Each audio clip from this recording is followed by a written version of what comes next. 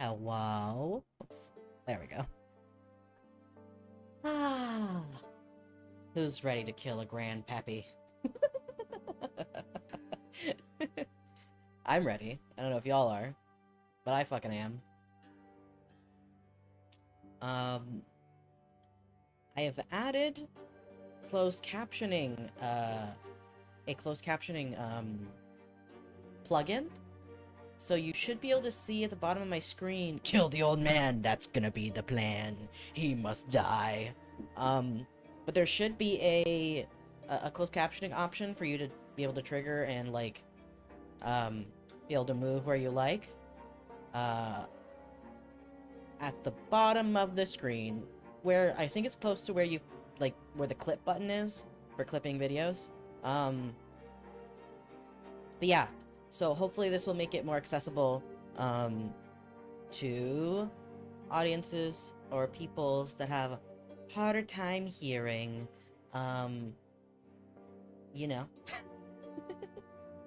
I've been looking for a good one for a while, and I was using one, and it was really bad, and I hated it.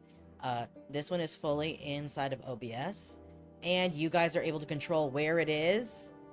So if you want it on the left, on the right, if you want it a different color, if you want it on or off. So I was really pleased with finding that. And I think it does a pretty good job, too.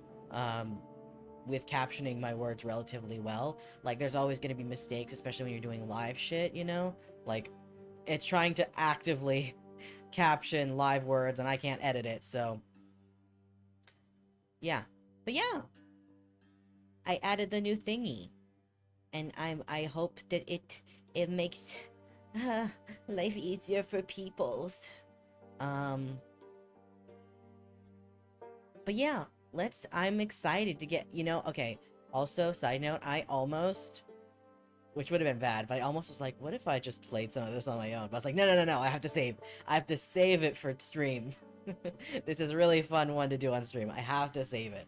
So, as I promised, we're gonna be doing chapter 2 today, baby. Chapter numero dos. So, here we go. I'm scared, I'm excited, but also scared. I hope we're able to kill the grandpapa.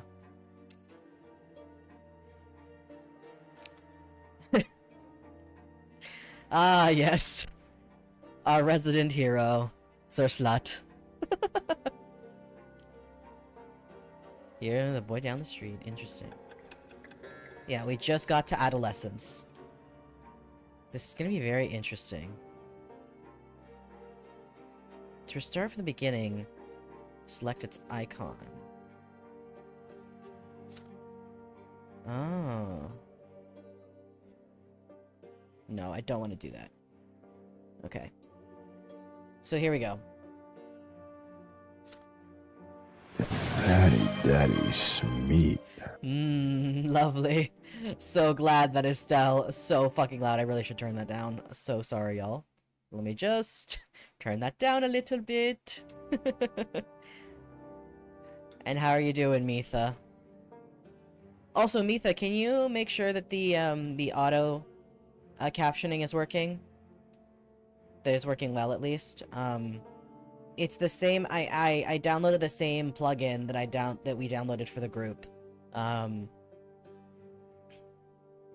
So it should be doing pretty okay. I have it up and running. I'm on mobile. Oh, is it not available on mobile? That's kind of bad. Uh-oh. Also, oh, by the way, this hasn't come out yet, but there's been rumors, sparking around that Twitch is gonna have, mobile streams, like proper, like you can, like vertical streams soon, which will be interesting. So that'll be something we have to figure out once that comes out, but I think it's coming out probably relatively soon. But anyway, we'll see. But yeah, let's continue. Childhood to adolescence. Peacetime, the revolt. Yes, continue. Alright, here we go. Family export. I can't fucking speak. Yeah, I still need to remove the old multi-stream plugin. I need to do the same. I'm actually gonna switch over to the one that I got you to use too, because it seems like it actually has more functionalities than the current one that I'm using. The current one I'm using is fine, but the one that I had you download is actually better. Okay. The family expects more and more of you as you grow. The teachers and tutors hired by your father keep you on your toes all the time. Your life these days is dedicated to studying for your future, for the future of the Brante family. Let's work on that later. Yeah, I actually don't know how to uninstall it either, so that's going to be a whole thing we probably need to do together anyway. We'll figure it out. As a team! And by later, I don't know if that'll be tonight, because I am starting stream pretty late, so... But we'll see. Maybe it'll be after this. Your younger brother, Nathan, keeps growing up too. He cannot hold a conversation now. What? He can hold a conversation. He's become more illiterate. You never refuse him when he comes to play, provided you have a bit of free time between your demanding lessons.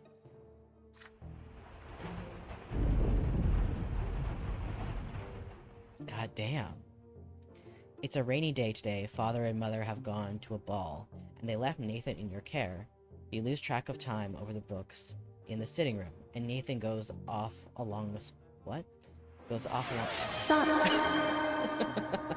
Hello, Abby! How are you doing? How are you? I hope you're doing well.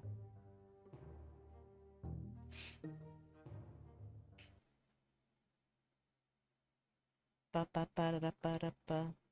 does this stay in front all the time? Interesting. I can put it there if I want. Or do I want it there? Or do I want it over here? Sorry, I'm playing with my docks.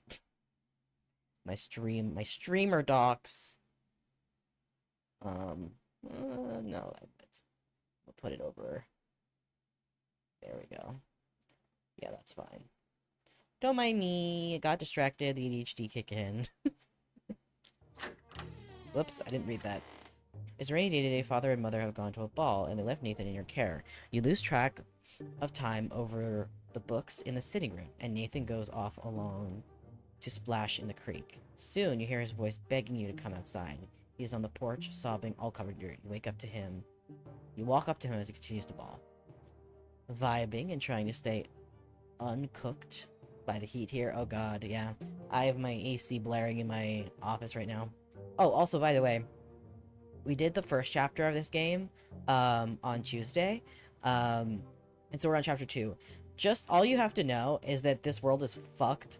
And my grandfather killed me once so far, so our goal right now is to kill our grandfather. Granted, he killed me and I knew he was gonna kill me based on the choice I made, but fuck that man. He's a terrible man. He deserves to die. So that's the goal right now. We're gonna try to see if we can kill him. Oh yeah, also in this world, you can like die multiple times, but like not die, and then like the 4th time you die is like the final death or something. I don't know. But yeah, our grandfather killed us as a 8-year-old, so that was really cool and chill. I think we were 6. Anyway, whatever. He killed us as a child. Yeah. So we are gonna try to murder him. Yeah.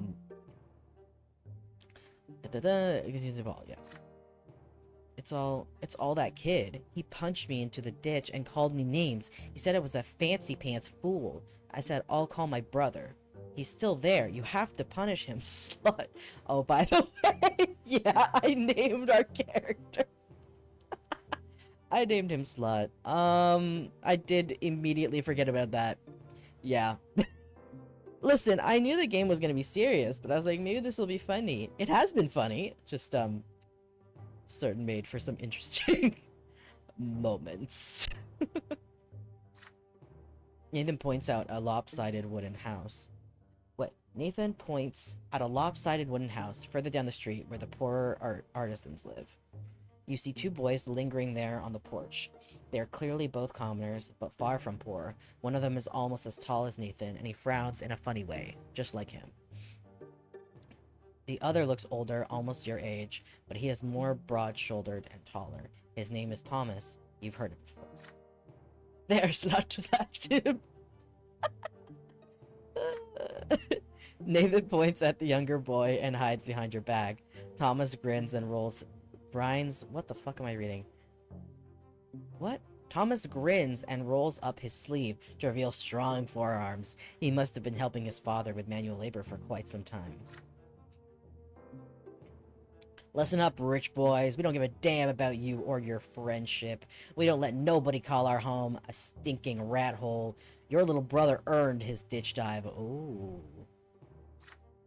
Maybe next time he'll dress normal and stop picking fights with others who can throw him in the mud. Your hands clench to fists before you react. Nathan called them names first. No wonder they did the same. That's how it goes. But punishing your little brother into a ditch is too much. Thomas stands tall and confident. He sees no threat in you.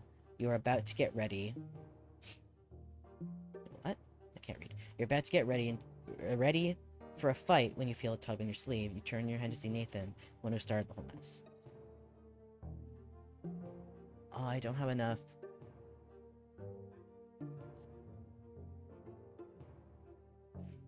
Spirituality, which I have nothing in. Integrity, which I have nothing in. Come at Thomas to give him a beating! Okay, no. Say your brother is to blame. No, I'll resolve the matter peacefully. Do your best to reason with Thomas and avoid a fight. Yeah.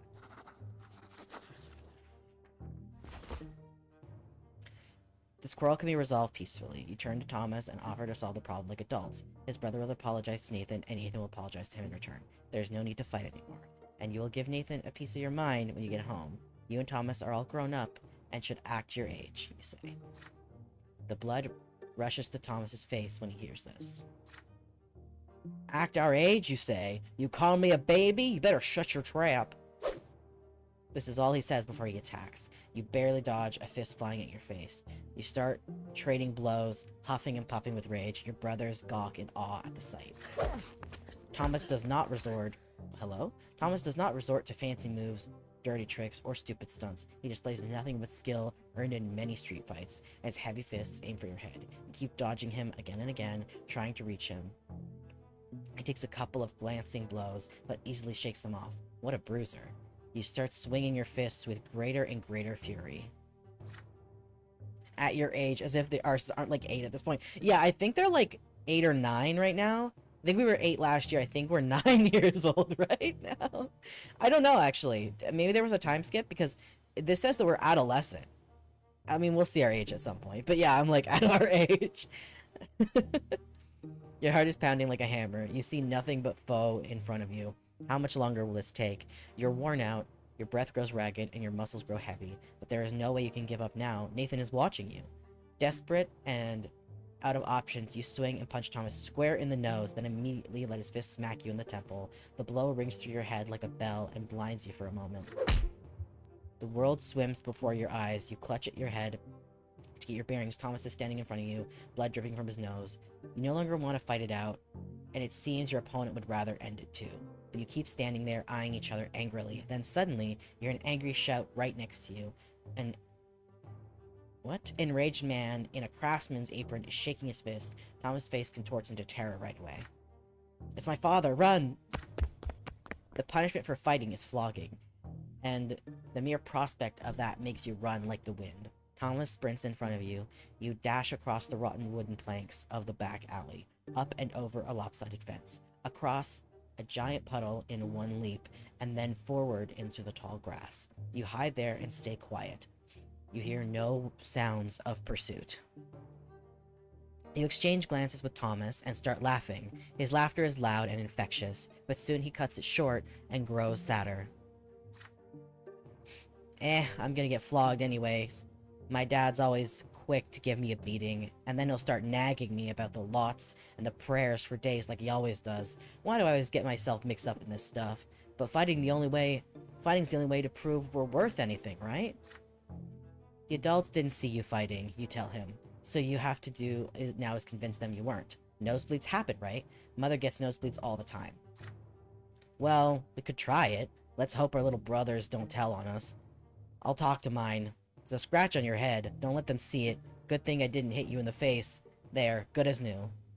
Are we gonna kiss? You assure him that Nathan will never tell, and in return, you'll make sure he behaves himself so he won't get tossed into a ditch again. With that, you shake hands with Thomas. His handshake is as strong as you would expect based on his fists.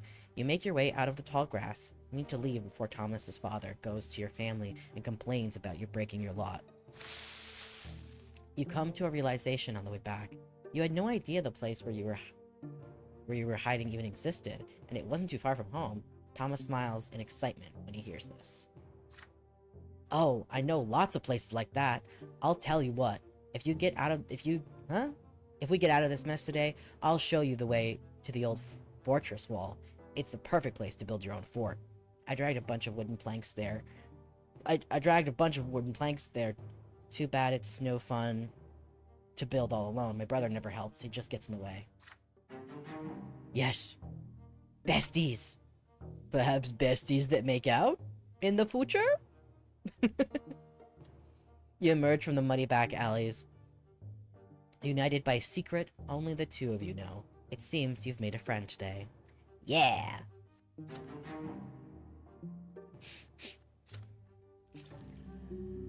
Met Thomas. You have made a friend, a boy named Thomas. Yay!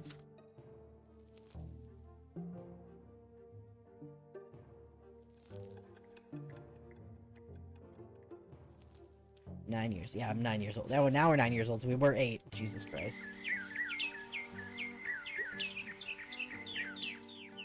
It is blistering hot today, even for the sun-parched land of Magra. As soon as you are done with your studies, you dash outdoors and out of the stuffy room. You and Thomas roll out your shirt sleeves. What? You and Thomas roll up your shirt sleeves, but it barely helps. You would gladly go shirtless had you only been in the company of other boys.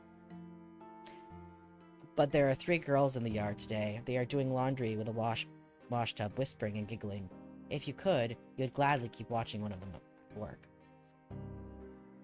Hey, slut. Stop living up to your name. She has big eyes of deep blue, her dark hair is braided, her plain gray dress is mended and patched all over. Her name is Sophia. She throws her head back a little while she laughs. The rays of the sun are reflected in her eyes. You, Thomas, and the other boys keep telling silly stories, anything to make her laugh. Hi, cat!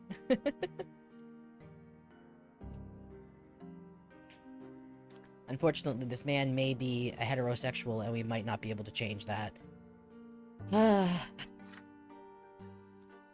Okay. You sure love telling tall stories, slut. I love that I've given her an old lady voice. Oh, I remember this one time. They're literally 9 years old. Oh, God. But then Sophia hears a voice calling her home. She nods. 0 to 10 would recommend. Yeah, heterosexual? In my gameplay? We'll let it slide since this world is entirely fucked up anyway. For now. I'll forgive them if they let me kill my grandfather. Calling her home, she nods to you and runs across the street smiling. Her light steps carry her forward, but her eyes are looking elsewhere. But then a stone on the road catches her foot, she stumbles and falls flat into the dust. The street starts shaking. Oh god.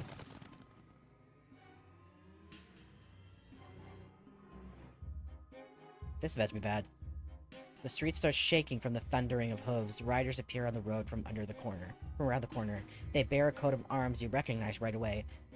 Sable serpent blade upon a field of vert. Field of vert? Vire. Green? Okay, whatever. It symbolizes the Miniland's dynasty and the family of your province's archduke. The horses dash forward. A lost wooden toy on the road cracks under their hooves. They will not slow down. They are the nobles, and the rest must make way for them. Ah!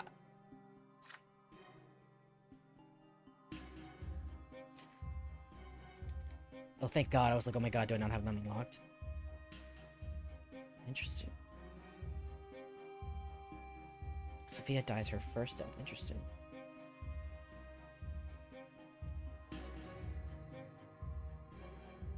Oh, I'm gonna die if I do this. Interesting. Okay. Sophia's in their way, just now starting to get back on her feet. Her mother carries, crying for her desperately from behind the fence door. You freeze in terror. The riders surely see the girl. Are they going to stop, or are they going to trample her? In only a few moments, the beautiful girl will be toppled, trampled, and crushed. So I'm about to die if I do this. Yeah. But nobility, ingenuity, spirituality, my willpower goes down. That sucks. And death goes up. Well, of course we're gonna do that. Yep. You throw yourself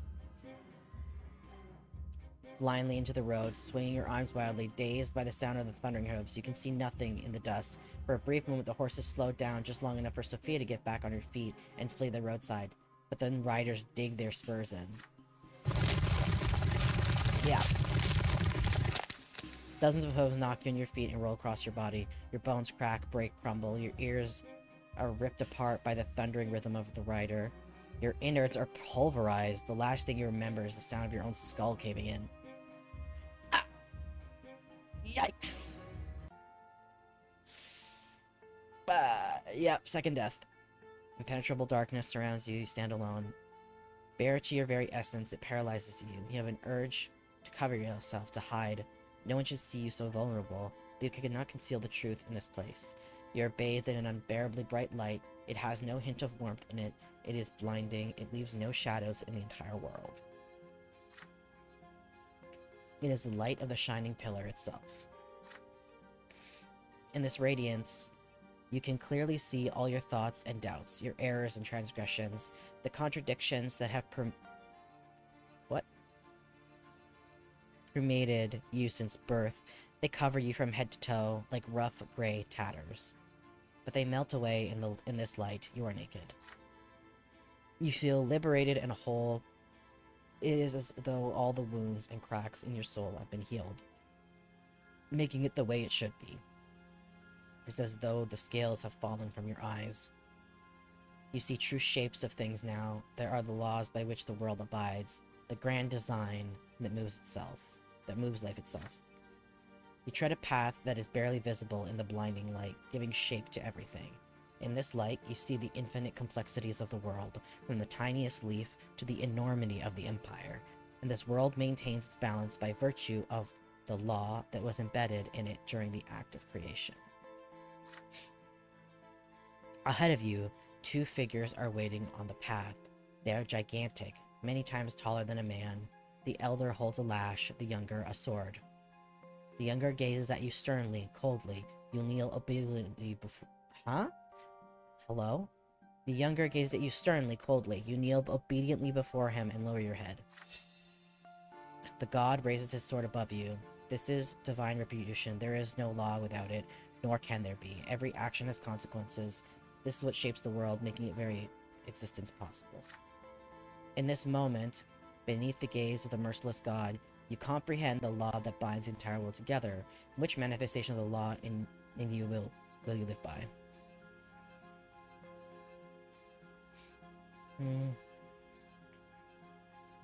Cause. Your life's work shapes the world, and thus your influence, the great law itself. You are embodied of the law. You have been made in accordance with divine design. Against the law, you defied the design of the gods and laws that binds it together. Ha ha ha! Your life's work shapes the world, thus your influence, the great law itself. The blade flashes. The younger sword slashes through the air above your head. You do not yet deserve your final punishment. The law demands that you continue your life. Your form has not been completely destroyed, nor has that of the world. The younger extends his gigantic hand and shows you the way. You must proceed. The path leads you to the top of the crown of the silver tree, spreading wide in the white gleam. The branches are close now. It is time to descend. You are drawn downward into darkness. The shadows that had disappeared into the blinding glow creep around you and envelop you. This is to be expected, but the purity and clarity of the spirits are still with you.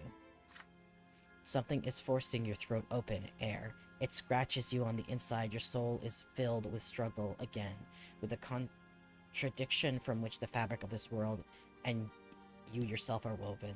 The divine light that gives you clarity is fading away with each passing moment. You have to open your eyes. Above you is the dark ceiling of the crypt. This writing is so good. Yeah, it's very interesting. You are reborn. This is the second time we've died, but not like officially died, quote unquote. Then you can feel again. You sense your body, head, arms, and legs. The light fades around you, obedient before a will that is stronger than you.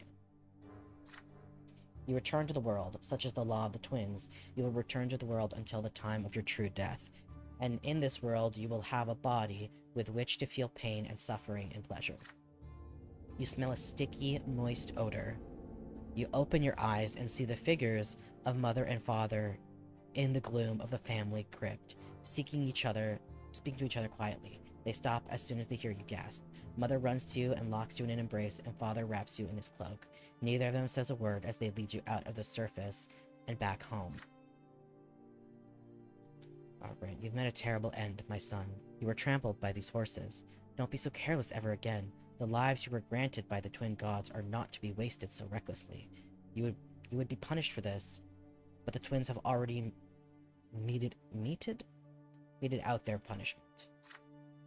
You tremble, your steps unsteady as you learn how to move again. Your body is eerily smooth, fresh, and renewed. Even the recent scars and scratches are gone, but there is something new on it, a fresh black mark, a reminder of your lesser death before those hooves. So resurrection is normal in this setting. So it seems like it. The first time we died, I thought we were going to restart, but no. So you can die 4 times. So we've died twice now. So I think we have 1 more death and then we're fucked. It's either, I don't remember. Hold on. Actually, I think I can see. Where is it? Yeah, so here we go. So I've died twice now. The 4th death is the true death. Yeah, so after suffering a lesser death, one is reborn. One who dies a true death faces the judgment of the twin gods. So, also we're only 9 years old. We've died twice. Occupation growing up. So, this first playthrough, I'm very much just doing whatever. And then, if we die a final death, before reaching, like, the quote-unquote last stage of the game, because there's multiple chapters. Where are the...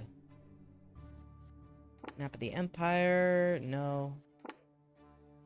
No. So yeah, so there's chapter 5, the revolt. So if we die 2 more times, then we know that I'm gonna restart and whatever, but anyway, yeah. So there's death so it's normal sort of, but there is like a final death. You have 4 lives. You're like half a cat. You know? Cats have 9 lives. This one you have 4. Kind of. Yeah. Remember that by the twins' mercy, we are all given enough time in this world. Should you die before your time, you'll be brought back to their grace. For 3 times they will rescue you from a terrible fate, but the 4th death is true and final for all. Every loss of a life we were granted at our birth is a heavy blow to us. But the gods told us not to mourn a lesser death, and so we will humbly accept this and move on. See, your body has been reborn anew, with all your wounds healed. Do not mourn your loss of life, my son, but thank the twin gods for their justice. Do not speak of this, and do not ever play by the road again if you wish to keep on living. You cautiously go back outside the next day. If you were 100% a cat, I guess you get 9 lives then? I don't know. In this game, though, you only get 4, so... children from the neighborhood surround you. They all saw you get trampled, and now they ask you the same question. What was it like to die? Thomas rescues you from their pestering. He pushes the motley crew aside, hugs you, and pats you on the back. Look at you, buddy. You gave an entire life to keep a girl safe. Then you see Sophia. She's standing nearby, shyly working up the courage to walk over to you. Soon she finally approaches you and begins speaking rapidly. Slut! Keep forgetting. Why did you throw yourself in front of those horses? My life isn't worth any more than yours, so why did you think that? You weren't supposed to die there. It was all those rioters' fault. They deserve to die, not you. I mean, we agree. Her voice raises to a shriek. She suddenly stops and runs back home. You stay where you are, watching her run, the golden rays of the sun dancing in her braided hair. Ding, ding, ding. My willpower's gone down. I need my willpower to go up. This is terrible. But my spirituality, ingenuity, and stuff is going up. I've died twice.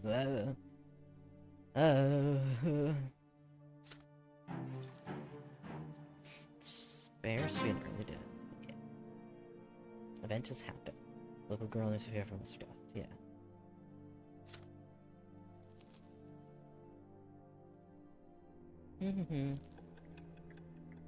Alright. Now I'm 10 years old.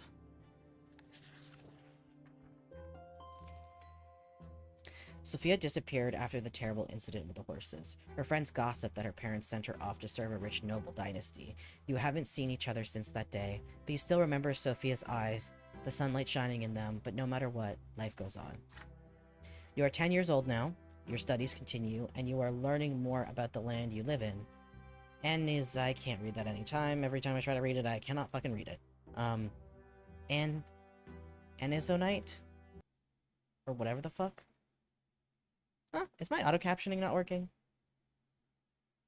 Hello? What the fuck? Hello? Hello?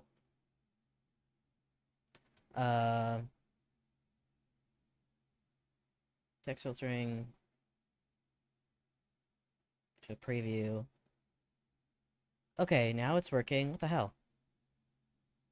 Weird as fuck. Weird as fuck. 10 years old now, your studies continue. Learning more about the land you live in. Is an ancient city in an imperial province by the name of Magra. All soil in Magra was turned to ash eons ago, scorched by magic during the rebellion of Duke Char millions. The magical arts are all but gone now, but the scorched earth has remained barren and infertile ever since. Interesting. I wonder if there's an option to learn the magical arts in this. Or like to rediscover them or something. That could be interesting. Since then, the entire province has lain barren, tormented by cold and scorching winds in equal measure, with few precious plants taking root on their own. All fertile land in Magra is bought elsewhere and brought here by an endless caravan of carts and carriages. To pay for food and soil, the city of Magra becomes skilled in many trades, primarily mining and digging for metals and stone. We fireball Grandpa. I second this. Yeah, that's the plan. Listen, I'm still hoping we get to kill this man. If we get to the end of this game and there was never an opportunity to kill the man, I'm gonna be upset. I'm not gonna write a terrible review. This game is really interesting. But I'll write a positive review, but within that positive review, I will say only complaint, couldn't kill the grandpa, 0 out of 10. Couldn't enact revenge on the grandpapa. Okay. Last fall, there was an explosion just outside the city, followed by clouds of thick smoke. The first such incident frightened the citizens. But then explosions and smoke became an everyday occurrence. Soon everyone grew used to it. Father explains that the miners are using a new invention called gunpowder. Ooh. It makes it easier for them to reach the precious stones and metals buried deep within the earth. At this point, he might actually just die of old age, to be honest. Well, actually, that's such a good question. I don't know how this works in this game. So you can die 3 times. So like if you're an old person, you've never died, right? If you're like 90 or whatever, you know? What does this say? Mariner's Revenge starts to play in the background. But yeah, I'm actually, that's a good question. If somebody is an old man, they make it to 100 years old, and then they die of old age, but they haven't died once in this world, do they just get to be revived for a while or what? I don't know. I wonder if that question will be answered. Now I'm curious about that. So I have no idea. Okay. Then one day a thunderous explosion rocks the city, and black, billowing smoke covers the houses. Hello? People are stuck in their homes, all windows tightly shut. The air is impossible to breathe. Nathan coughs all the time. Gloria and you cough only when nobody is watching. If Mother hears it, she'll make you inhale those hot, herbal vapors just like Nathan. It takes 2 days for the black smoke to disappear. People pour out onto the streets to meet their friends. Thomas is eager to share everything he knows about this incident with you. I would assume no, yeah. They die because the gods gave everyone a certain amount of time to live. You only revive if you die before— Oh! Yeah, there's talk of death before your time. You're right. That probably is how it works. It's like you get 3 chances if you die too young, basically. Oh, yeah, okay.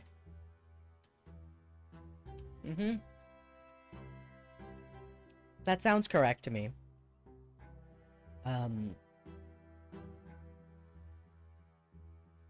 They took lots of burnt up people to the city temple, Mom told me. She was helping the healers. Oh god. There are many rumors. Some claim it was the work of a beast stirred from its slumber, while others say it's the surviving witches that continue to threaten the order in the Empire with their accursed powers. But as for you, you patiently wait for Father to come back home, and then you'll ask him about it. Father spends day and night working at the prefecture, while Mother spends all her time in prayer. It takes a full week for Father to finally come home, and he's almost completely spent. You muster enough courage during dinner to ask him what happened outside the city.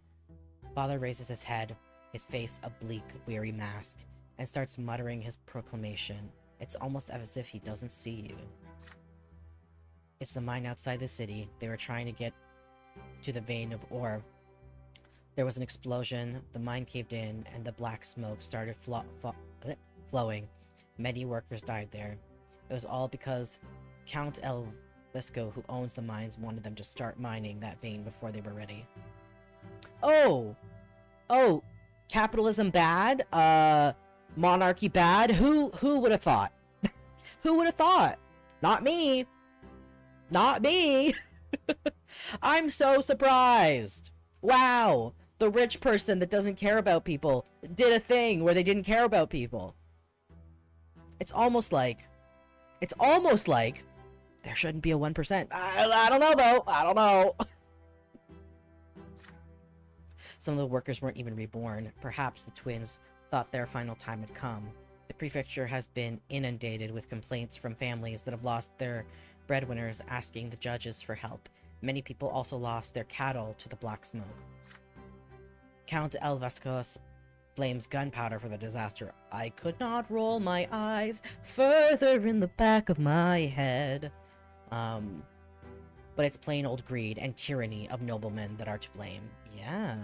Oh, Papa, are you perhaps gonna be a bit of a revolutionary? Maybe? Why is it welfare of our province always paid for with commoners' lives? Yeah, maybe ask that question a little closer, huh? Why? Why? And why are the twins, like these gods, deciding that, oh, if you're rich, you get to, like, live out a perfect good life and rule over, and then if you're poor, you have to, like, be terrible and awful, you know? Thanks for the clip, kitty cat. Then without warning, he grows silent again. You keep thinking about it for days. Can a human life really end so easily? A single moment of bad luck, and you die, only to re-emerge from the temple or the family crypt with a new black mark on your arm, or worse, you remain where you fell, dead, never to be reborn again. Ever. Peace has gone down. Wealth of Magra's gone up. Affluence. Interesting.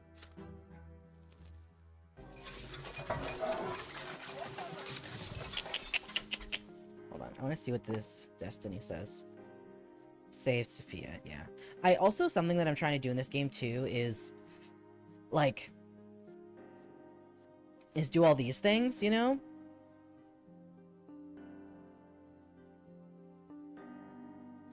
I want to try getting all the things. Like, I got all the things in this. And I want to try getting all the things of every chapter. I wonder if I'll be able to. I don't know if it's built like that. It's on mobile, so like it's not edited well. You're so fine. I appreciate you doing it anyway. And I can always, what I do sometimes is when somebody has taken a clip and it like cuts off a little bit at the beginning or the end of whatever the subject was, I'll just make another clip, but having that clip there allows me to know exactly the time, so it's still helpful. What was I doing? Right, I was just curious. Okay, during lunch, Father tells you to stay home in the evening and prepare to meet some important guests. Your elder brother, Stefan, will return home by dinner tonight. Joining him will be your grandfather, George Brante, as well as a noble friend of the family. You're excited about your brother's return. It has been years since you last saw him. This is gonna be bad. How has he changed during his years away from your home? I know it's not gonna be well!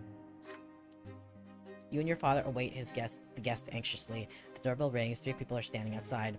Grandfather is the first to come in, naturally.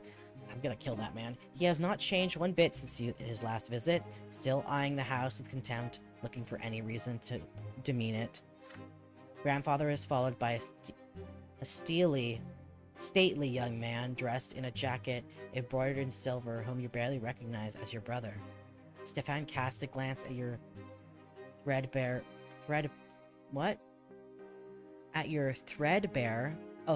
clothes, I see. Your dirty fingernails. And smirks. Yeah, this man. The last to enter the house is a personable gentleman with a worn-out, wrinkled face. You have heard a lot about this man from father and grandfather.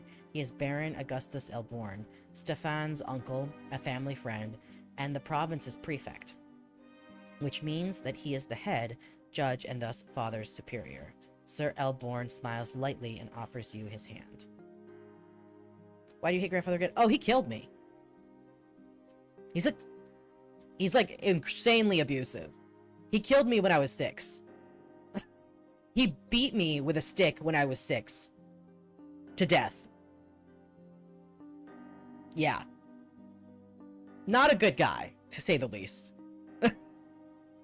Terrible, terrible man.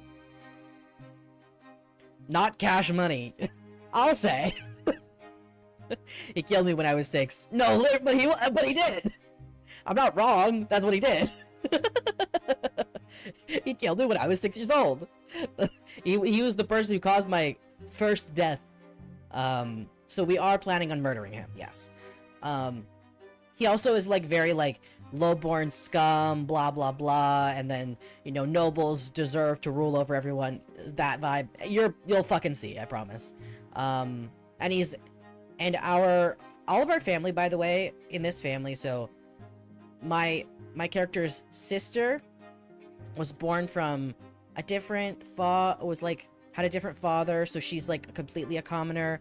I am related like by blood to my father, who's a noble, but I'm still considered a commoner because my mom's a commoner. Not both parents are a commoner, therefore. Anyway, it's all kind of messy, but essentially like I'm considered a commoner in this game. But my older brother was this guy that you're seeing on screen now, was a child that my father had with a different woman, who was a noble. I think she passed away, and so he is considered a full noble. So it's very weird. There's a lot of like power dynamics within the sibling relationship that makes shit interesting. But yeah, Stefan is a little shit, but now he's an older little shit. He's a bigger shit. He's a larger turd than he was before. This smiles lightly and offers you his hand. Okay. And this must be your younger son, slut. Yes, you have your father's eyes, young man. Father bows slightly to grandfather and Sir Elborn, but there is a moment of quiet when Stefan's turn comes. Father reaches out. Hydrate. Thanks for the context. Yeah, no problem. And I will also hydrate.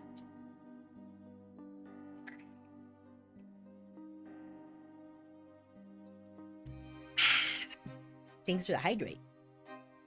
There's a moment of quiet when Stefan's turn comes. Father reaches out to him awkwardly, expecting an embrace. There is a question in Stefan's eyes as he looks at grandfather. The old man shakes his head, almost imperceptibly. We noblemen oughtn't put our emotions on public display, father. Not even after a lengthy separation. There is no embrace. Instead, Stefan nods to father curtly. He responds in kind, his face devoid of emotion. After the greeting, you proceed to the sitting room. Elborn is the first to enter. He kisses mother's hand, and Gloria's too, and tussles Nathan's hair after he sees him hiding by the table. Grandfather acknowledges them. Oh! And Stretch! Ugh! Ugh! Just cracked my own back. Woo!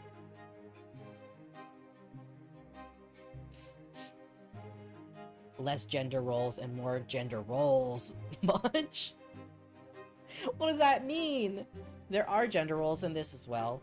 But it's like almost the hierarchy is like takes precedent over gender roles, I think. I don't know. Again, I'm even still learning about this game as we play, about the lore of everything. Meaning pastries. Oh. Rolls as in bread. Right. I got there. It took me a second. Okay, grandfather knows them with glub knot. Yeah, okay, whatever. Greetings, Lydia Brante. I remember you were kind to me when I was but a child, and you must be Nathan. You could barely walk when I last saw you. Your elder brother ignores Gloria completely. Yeah, not even a greeting. You proceed to the dining table. What? You proceed to the dining room in a dignified manner and take your seats. The dishes smell delicious, but they merely punctuate the overwhelming tension at the table. Elborn is the only one with a friendly smile on his face. The dinner is splendid, Lydia. Did you choose the dishes yourself? You have a truly refined palate. It warms my heart to know Stefan spent his early years with you. Womanly care always does a child good, no matter the estate. Yeah, so sexism is there. This guy doesn't suck as much as the other people, though. Your fork freezes in the air halfway to your mouth. You expect many things from a noble of the sword, but words of praise for a low-born woman are not one of them. He casts a glance at grandfather. He looks like he is about to choke on those words. Suck it, bitch! Fuck you. It would do my grandson more good to stay at boarding school among his equals. Please, Gregor. Parenting is no less important. Nothing can replace a mother's love. I cannot deny it. It saddens me greatly that my late sister could not be there to raise Stefan, but there was still a family for him. And he was surrounded by love. How could that be bad? Okay, I kinda like this guy. And besides, his father was by his side all the while. A father's example is always the best, after all. Robert earned the judge's rank the same way you did. Your grandson will surely follow in your footsteps. And who knows, perhaps even the younger men of the Brante family will contribute to thee. You clumsy, low-born cretin! What the fuck is he talking about? Everybody is startled by the sudden outburst. Grandfather's face turns red. He's glaring at a young servant holding a pitcher over a glass. Stefan is sitting right next to her, dabbing a napkin on a fresh stain on his jacket. Begone this instant! Are you getting a feel for this man? Yet, the lady servant runs away, leaving the pitcher on the small table by the door. After a quiet moment, Elborn smiles again. It appears the servants have left us, yet dinner is far from over. Worry not, uncle. There are enough commoners at the table to keep us served with food and drink.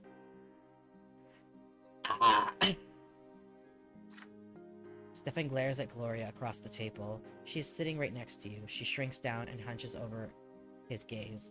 Father furrows his brow. Mother covers her mouth with trembling hands. Grandfather sneers. Stefan's gaze does not move. The silence lasts far too long. Then she starts to rise from her chair. If the barren gentleman so wishes. Your hands clench into fists. I'm not letting this happen. Yeah, your hands clench into fists under the table. How can he bring himself to humiliate his own family, his own mother and sister like that?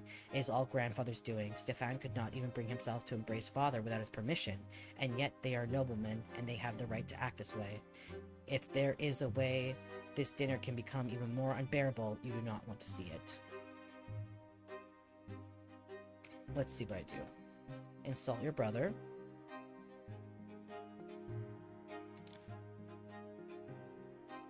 You step out of line and insult Stefan for what he does. Make small talk over dinner. You try to act like nothing happened and make small talk. I'm not doing that. You learn your plight. You rise from your table and help your sister wait on your family. Yeah, I like that. That's a very... Instead of just saying, fuck you, it's like a joining... It's solidarity, and I like that.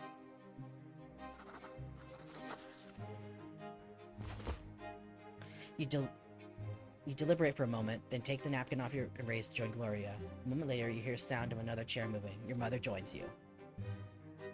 Yeah. The three of you now fill glasses, stir food, and clear dirty dishes. Sir Elborn tries to make small talk with his father, but in vain, so he focuses his attention on Grandfather and Stefan. Grandfather is pleased to inform him of Stefan's achievements in boarding school, especially his exemplary sword-fighting skills. Constantly stresses the importance of your elder brother for the future of the family. You listen to him dispassionately as you continue serving new dishes to the table. As you wait on the nobleman's table, you, your sister, and your mother never bump into each other. Your labor is impeccable. Grandfather could not have found fault with it even if he tried. Yeah, I like being close to our sister. Your shoulders and back are aching, but being a manservant inside your own house hurts even more. When the guests finally leave, Mother and Gloria embrace you with relief. You did not neglect your relatives and shared their humiliation, and the composure that you have shown gave you new strength. Yeah. Listen, it's interesting, right? Because there's levels to this. They're all of the same station in terms of, like, being, you know, low-born or whatever it's called here. But there's also the sexism angle, right? Of the mother and the daughter being expected to do that. So us, as the son, going out of our way to show solidarity, I think that was, like, really important, you know? Full of power. My willpower has gone up. Yeah.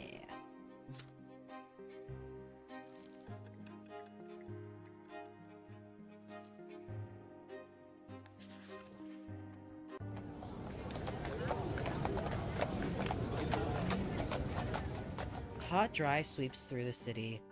Wind sweeps through the city from the barren lands around it. The noble residents of Anzanite prefer to remain in the chamber, while the commoners huddle in the tents. In tents? Or in the shade of the silver tree.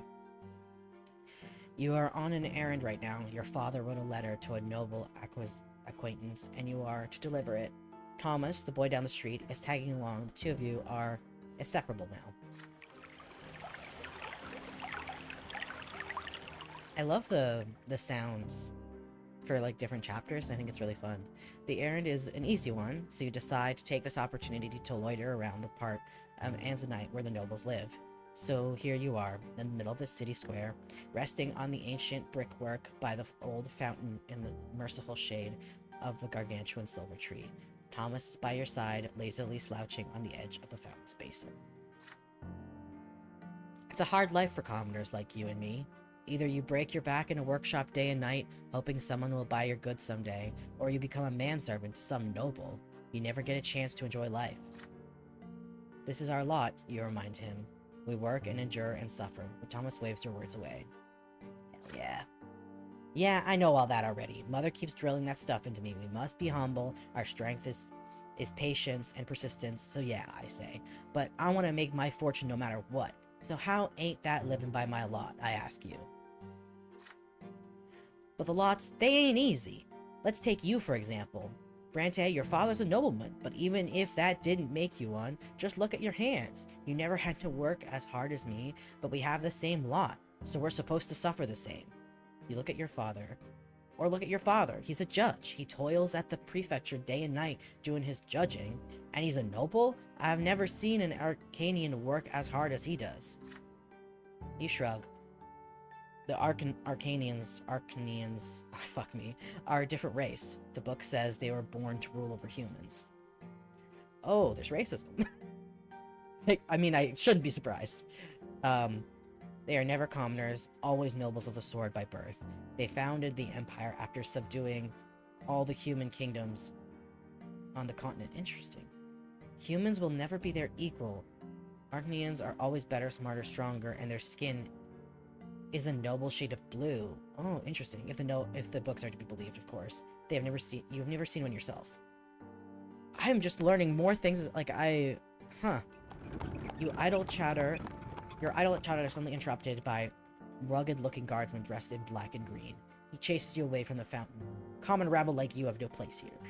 You hear the clattering of hooves and wheels against the cobblestone and see flags bearing a coat of arms. A sable certain on a field of vert, which is green, field of green. Why does it say vert? Whatever. It makes you squirm. As the Archduke's coat of arms, the Millions dynasty, the carriage door opens, revealing a young lady in a luxurious dress. I'd also like to kill her. You cannot look away from her. Those dainty shoulders, suggested but not revealed by the cut of her dress. Her black hair cascading over them. Her stately, slim silhouette, her pouty lips and prim nose. And those eyes, dark like the night sky, the way she moves fluidly and gracefully, and most incredible of all, her skin glows an azure blue. Oh. She's a masterpiece given life. She is an Arcanian. Interesting. Clear the way for me. The million guards work quickly to clear the way to the fountain for the Arcanian lady. The searing sun dances on her skin in bizarre patterns. With one elegant motion, she reveals a handkerchief and then leans over the basin and wipes her head and neck with its cooled water. Well, that's Octavia Millions, our Archduke's own daughter. The Arcanian turns away and proceeds to gracefully back to the carriage. You see something slip out of her hand and fall into the cobblestone right next to you, her handkerchief.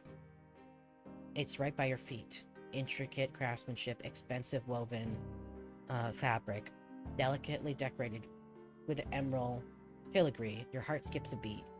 Will you dare draw the beautiful Arcanian's attention in order to return her lost possession? Or would you rather not attempt to cross the chasm between you and her? Let's see what these options are.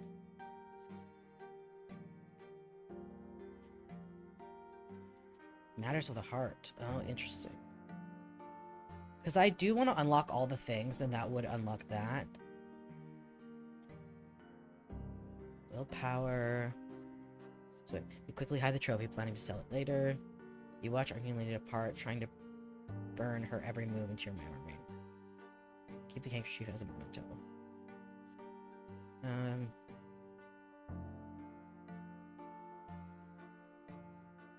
I'm interested in seeing what Matters of the Heart does for us here. It takes a moment to overcome your fear. You follow the young lady, Millions, and call out to her in a nervous voice. She turns around, her beautiful expression married by a puzzled expression. You extend the dropped handkerchief towards her.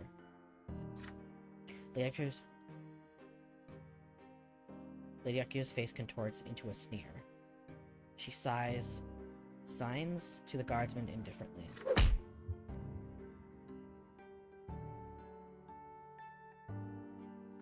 I should have known! Fuck this lady. A guardsman gauntlet-clad hand slaps you in the face. It rings your head like a heavy bell. Your nose cracks obediently under his staggering force. The rest of you follow suit and you fall prone. You can discern the guardsman's voice through the painful tin in your ears. Painful tin? I can't read. Should I take the handkerchief back, lady? After a commoner's hands have befouled it, let him wipe himself with it for all I care. Okay. Interesting. The carriage drives away. Thomas runs up to you and drags you back into the fountain. Your head is still ringing from the blow. The fateful handkerchief is still crumpled in your hand. Well, I'll sell it anyway, I guess. Willpower's going down, yeah. Um, experience first love. What? First romantic feels was for that lady? This guy has terrible taste.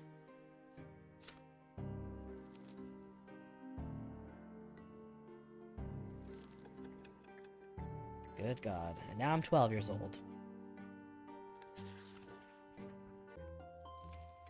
Also, an ad is about to play.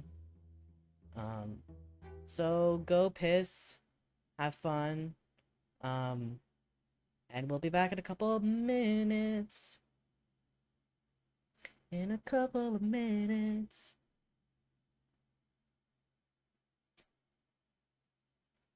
I gotta piss. I gotta piss. I'll be right back. I'll be right back. Be back soon. Dang, dang, dang, dang.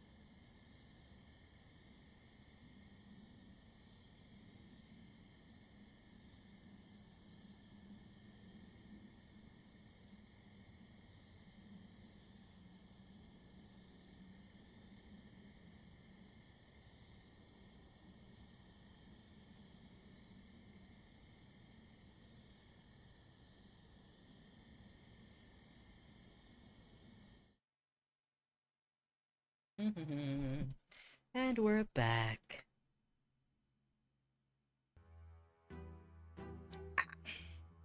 Okay,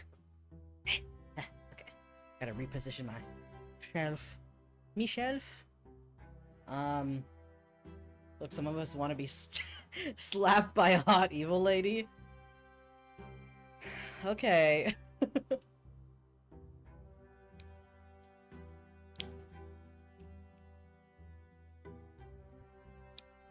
I mean, listen, Kat, that doesn't surprise me coming from you, but...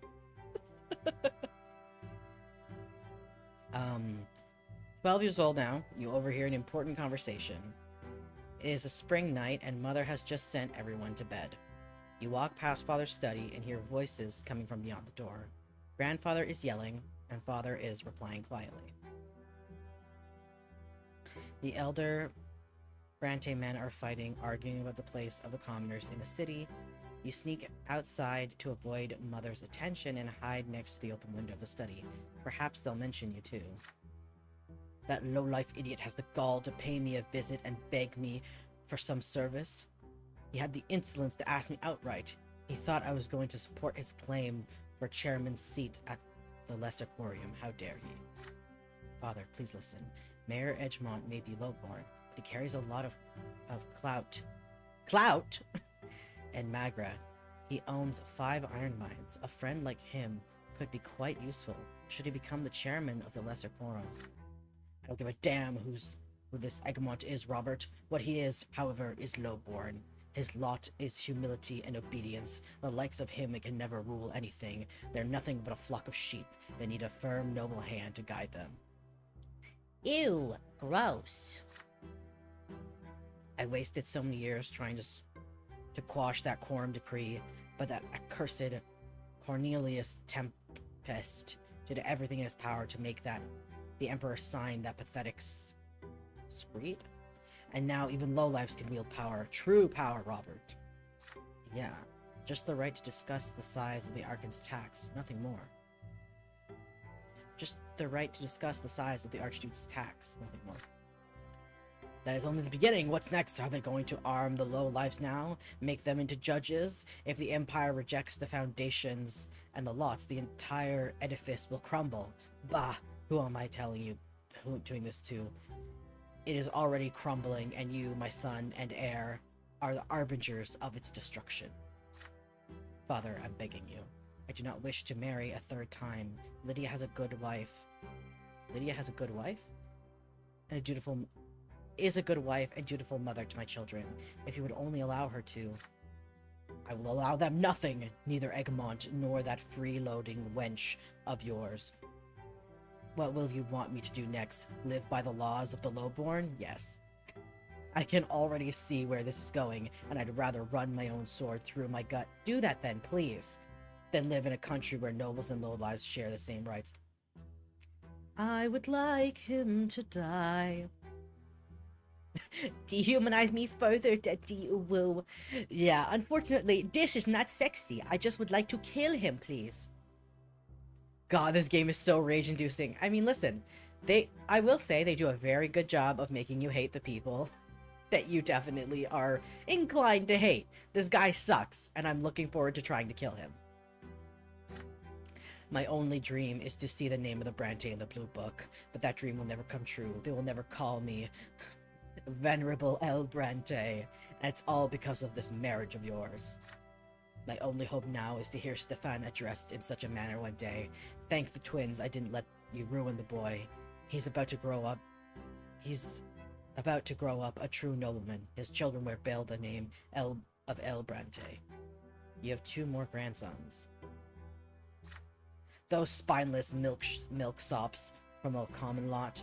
They're incapable of anything. The best your middle son could do is sneak into the Imperial College and get ennobled by the mantle. Although I have grave doubts about even that. As for the downtrodden Nathan, I hold out no hope for him whatsoever. You hear grandfather's heavy footsteps, the thundering of his cane, and the slamming of the door. It's time to sneak back home before you're discovered. Yup. Yup. Interesting. Overseers and perhaps what is this? Current balance of power in Magrat rules the province.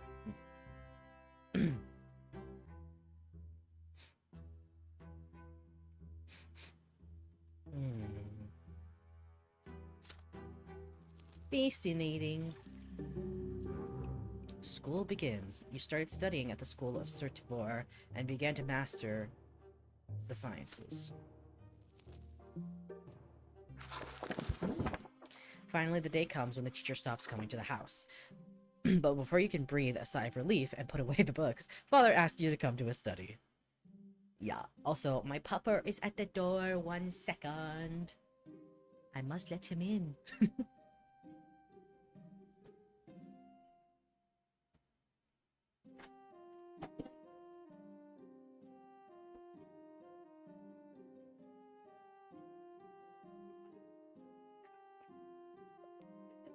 Knocked a bunch of shit off my fucking desk.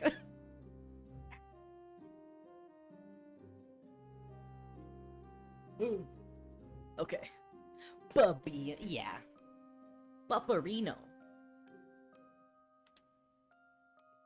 Pupperino, pupperono.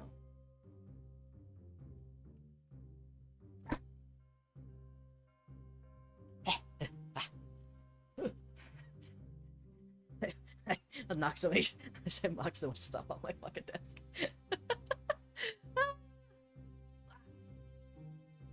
Oh? What the fuck? Okay, there we go.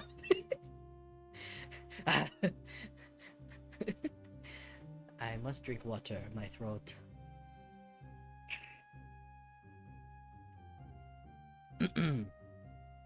Okay. Here we go. Okay. Finally, the teacher stops coming in the house, but before you can breathe a sigh of relief, put away the books, Father asks you to come to his study.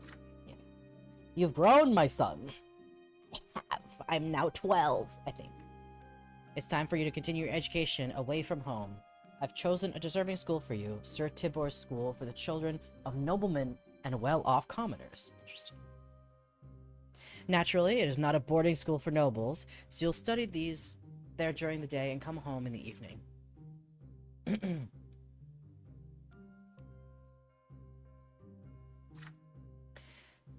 You share the news with your best friend, Thomas. Sir Tibble School, eh? Yeah, I gotta ask my parents to send me there too as soon as they can get their coin together. Father says his workshop has toiled day and night for years to save up for my education.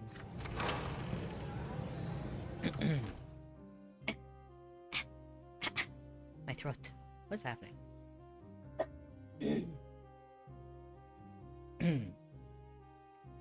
Okay.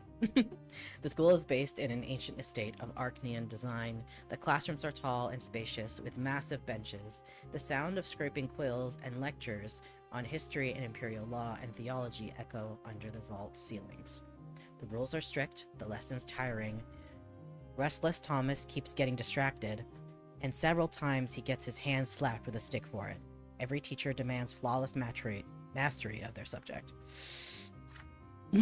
Every day, Father asks you about your studies. You have already told him twice how Magra joined the Empire and how the Noble's Court of Honor is different from the Commoner's civil court in the city prefecture, but Father keeps pressuring you to work even harder.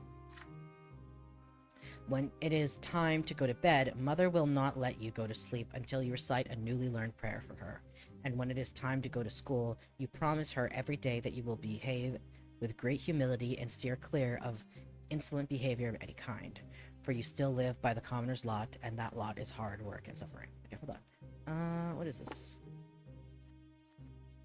It's because... Okay, Sophia saved matters of the heart. So that's what it is. So then there's also this one. Revelation by the Secret Soul Tree. I'm interested. I want to get all the things.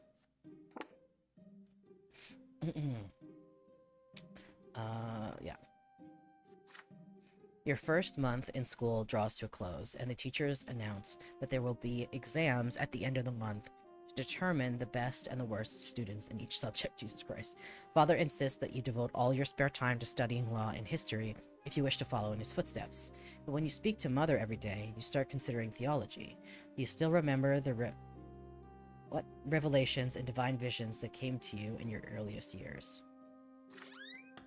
You have only one more day until the exam. You have locked yourself away in your room. It is already getting late. Your desk is covered with handwritten notes surrounded by leather-bound books. Just looking at them makes you queasy. But you have read through all of them again. But you have to read through all of them again, at least for one of your subjects. So you have to make a choice. There's a nagging thought in your mind. Thomas ended up in big trouble the other day. He got in a fight with several boys who lived next street. They heard about your wooden fortress and got in an outrage about the fortification built by commoners. They swore to dismantle it tonight. Thomas swore he would defend the fortress until the end. Perhaps you should abandon the books to rescue your friend in need. But then you hear your little brother Nathan knocking at the door. He stands there shyly, not saying a word. He often does that, standing still and staying speechless until either of you speak first or he runs away. But this time he actually says something. The door is locked. Are you okay, slut? Every time! It gets me every time! Is there anything I can do to help? Your head is spinning. This is the last evening before the school exam. If you fail, your family will be very disappointed. You have to refresh your memory on law or theology, either one or the other. But Thomas and your fort are about to be stormed. Why today of all days? You grind your teeth in rage at the thought. Nathan is by the door, trying not to bother you. He wants to help you the only way he can, for reasons known only to him. Will you accept his help?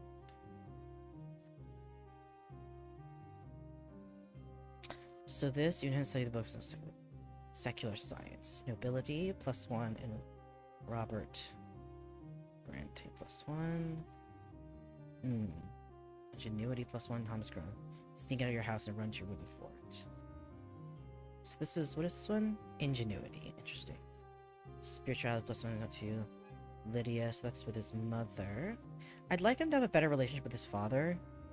So I kind of want to do this one. Because he has a pretty good relationship with his mother right now. Spend a moment with Nathan.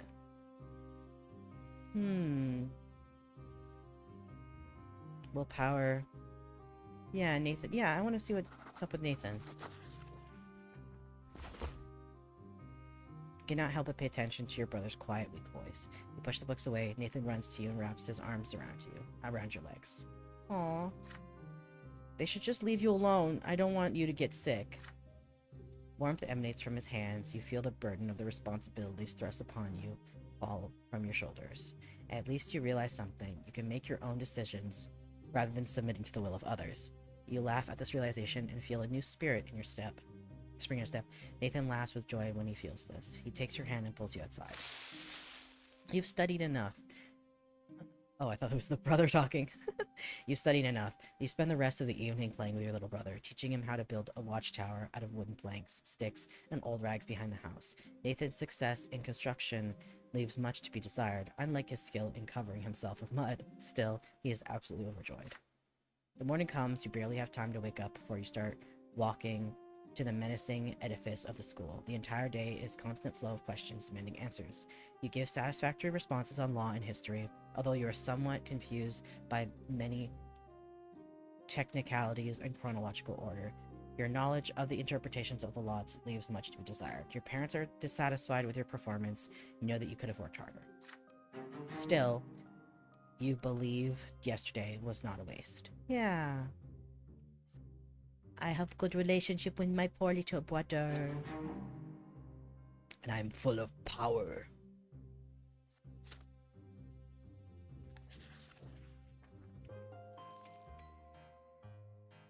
Your education continues. You study imperial law. You come to realization that there is a certain hierarchy even within the noble estates. It seems your father's status is not quite equal to that of the more eminent human and Archean gentry. You return home with this new information at your disposal. Father asks you about school after dinner, as he always does.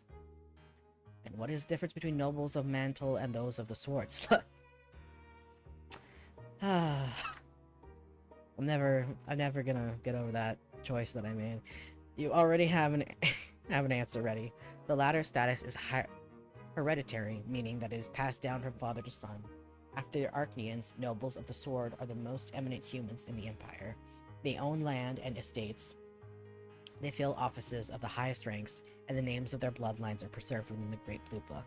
Nobility of the sword can only be granted only by the overseer of the province or the emperor himself. And how are such eminent people addressed? With the honorific L before their last name, you respond. Sir Augustin L. Bourne, for example. Father pats you on the shoulder, clearly pleased. And what about the Archneans and their status? What have you learned about them? The Archneans stand above all human gentry. They are born to rule over humans regardless of their titles. No L is required when addressing them. They need no honorifics, for the names of their ancient dynasties are known to all. Father nods somberly. Yes, we can never be their equals. Do whatever an Archon tells you, and never defy them, ever. Well, we're definitely gonna defy them, ain't we? And what about grandfather and me? Where do we stand as nobles? That's easy. Father and grandfather are nobles of the mantle. This title cannot be inherited, but it can be earned by any commoner as a reward for great service to the Empire in the Legion as a civil servant.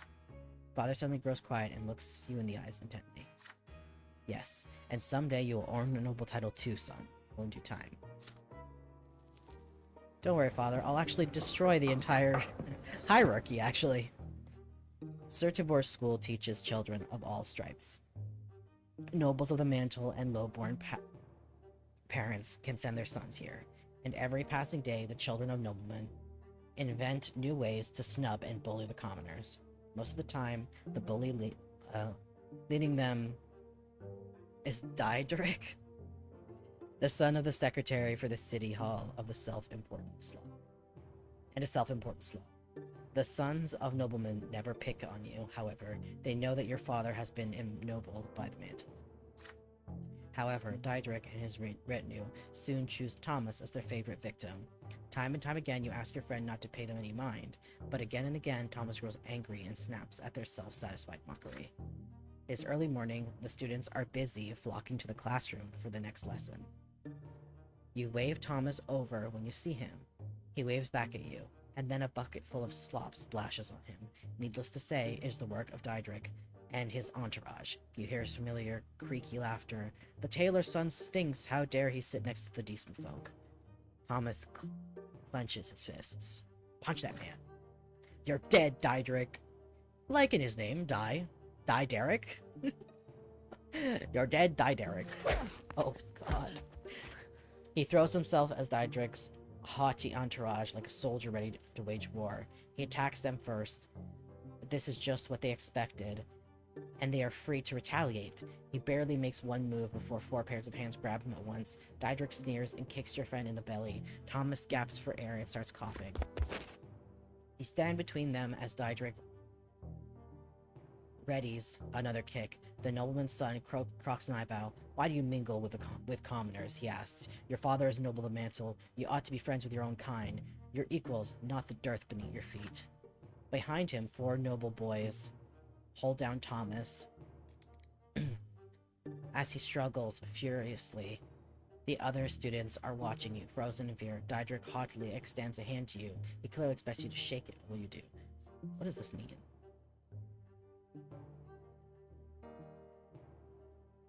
Reputation. Interesting. I don't want to do that. Challenge Diedrich to a fight. Turn him over to the teachers. No. Admonish the noble's son. What does this mean? The children of parents who have been ennobled by the mantle still bear the commoner's lot.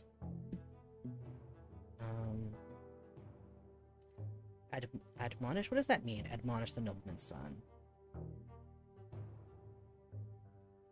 Thomas Guerrero. Who's Thomas Guerrero? I mean, I'm gonna do this. Naturally.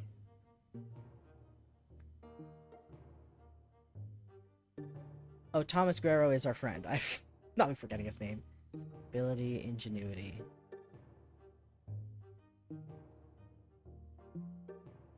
I mean, I want to beat the shit out of him.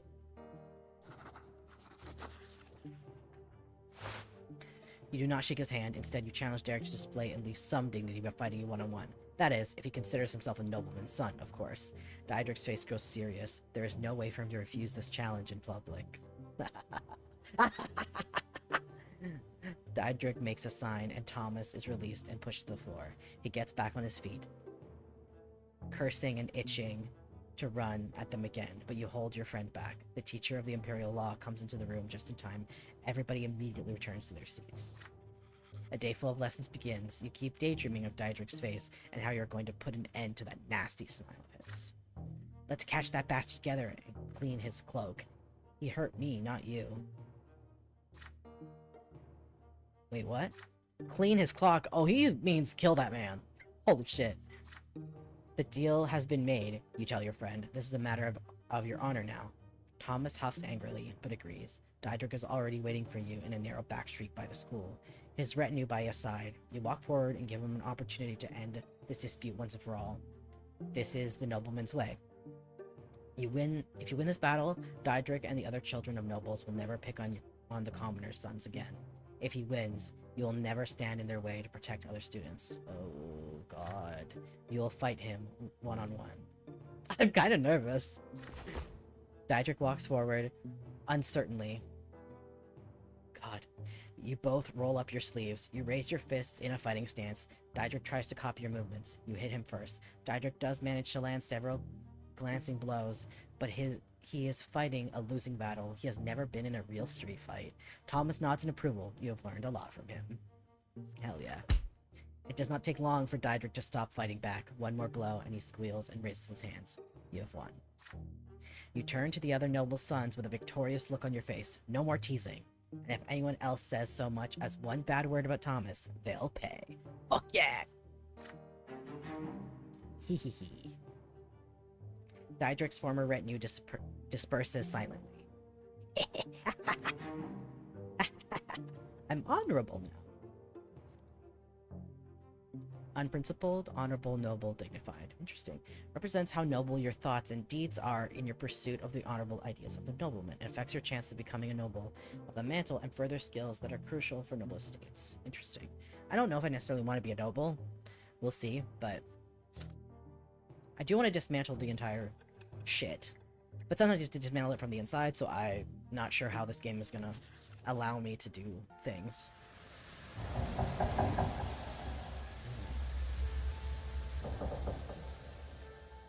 Your theology teachers tell you more about Anizote. It is more than just the provincial capital. Being the shit out of some rich peep is great. That's what I'm saying. Honestly, I was like, okay, it gives me some noble points, but really I just wanted to beat the shit out of him. I just wanted to beat the shit out of some rich bitch. Like, that was really my only... that was really my only, motivation, if we're being real. Okay.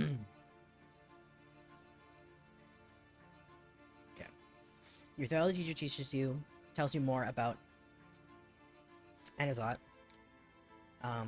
Is more than just the provincial capital, is also a sacred place blessed by the gods. Is where the twin gods' first disciples spilled their blood and formed the blood that and from that blood grew the sacred silver tree. Its enormous foliage hangs over the city. You see its branches in the sky every day, but you've never approached the trunk of the tree yourself. Today you will be taking your first trip to the Silver Tree. Your class is visiting a service in the great temple by the tree's very roots. Thanks to your theology teacher, you and the other students will witness this landmark of the twins' advent up close. Everybody's excited.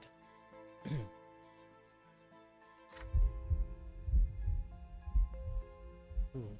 Soon you and the other boys enter the slums surrounding the church district of Anizot. The roots are pulsating under your feet. They spread underground all throughout the area. Pathetic, crumpled hooves and filthy streets surround the trunk of the tree. They are home to paupers, day laborers, and preachers. The people of the district bow humbly to you and point you towards the temple. They seem at peace despite the abject poverty in which they live. It's the irony, right? Like, at the root of this great godly temple or whatever the fuck, everybody's poor, you know? All who live directly beneath the tree are filled with its divine grace, your teacher says. People come here to make peace with the world and their fate in it. Your class is usually quiet, is unusually quiet. Everyone is listening to the rustling of the leaves and the underground beating of the roots. The sky above you is obscured by the tree's canopy. You find the temple of the twin gods right next to the tremendous trunk of the tree. It almost seems a part of it. There is a crowd there, pilgrims dressed in traveling clothes, paupers and beggars, common people of the city, and occasional well-dressed nobles. There are arguments among some people who are gathering in separate small groups. Many people are wandering around, staring upward at the tree's branches.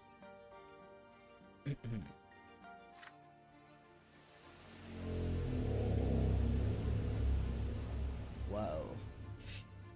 That was terrifying. The tree impresses you with its might and calm emanating from it. You are filled with a desire to sit down and think of the world, to learn something about yourself, to touch the silver-white bark and hearken to the whispering leaves. You're distracted enough to fall back from the rest of your classmates. You notice a small path. It should take you right next to the trunk. A tall, red-haired woman walks out from the crowd of pilgrims. She's wearing a worn white robe. She is no longer young, but her face is youthful and covered in freckles. Her hands clutch a book. You have never seen this lady pilgrim before, yet she looks at you almost as if she has recognized a lifelong friend. She beckons you and says her name, Matilda, a preacher from Ansight. What she says next shakes you to your very core. It is commendable to see a young man so keen to learn the teachings of the twins, she says. Yet you will never follow the light of truth within the walls of the temple. Inside you will find only the lies about the lots. The eerie words of prophet Isetius, sanctified by the passage of centuries. Yet anyone who sets out to read the accounts of the twins' own lives knows that they never so much as mention the lots. The red-haired preacher's words frighten you. They clash with everything you have heard from Mother, everything you have been taught at school. The lots are a lie? I mean, naturally. You freeze in fear. Should you argue with Matilde? Or ask her for more information? Or should you treat her as a madwoman and catch up with your classmates? You suddenly feel a small, warm hand grasp your own. You see a girl right next to you. She is just a little older than you, wearing a black dress, threadbare yet almost spotless. Her hair is covered by a handkerchief, with only a single golden lock showing. Her brown eyes are burning with rage, her hand pulling you away from the red-haired preacher. You stare in confusion at the strange young girl, your cheeks flush by the sudden touch. There is just a bit of color on her cheeks too.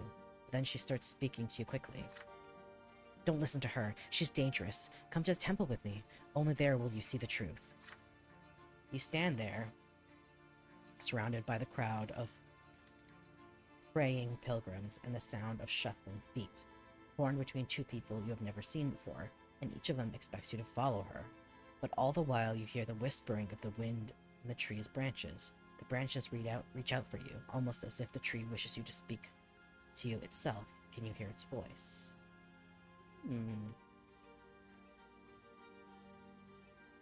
Follow the girl to the temple. I'm not doing that.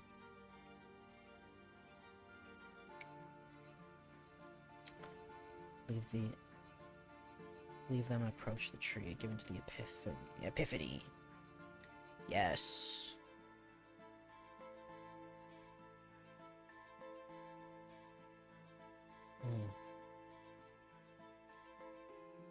Yeah, I want to hear what the epiphany is. I'm curious.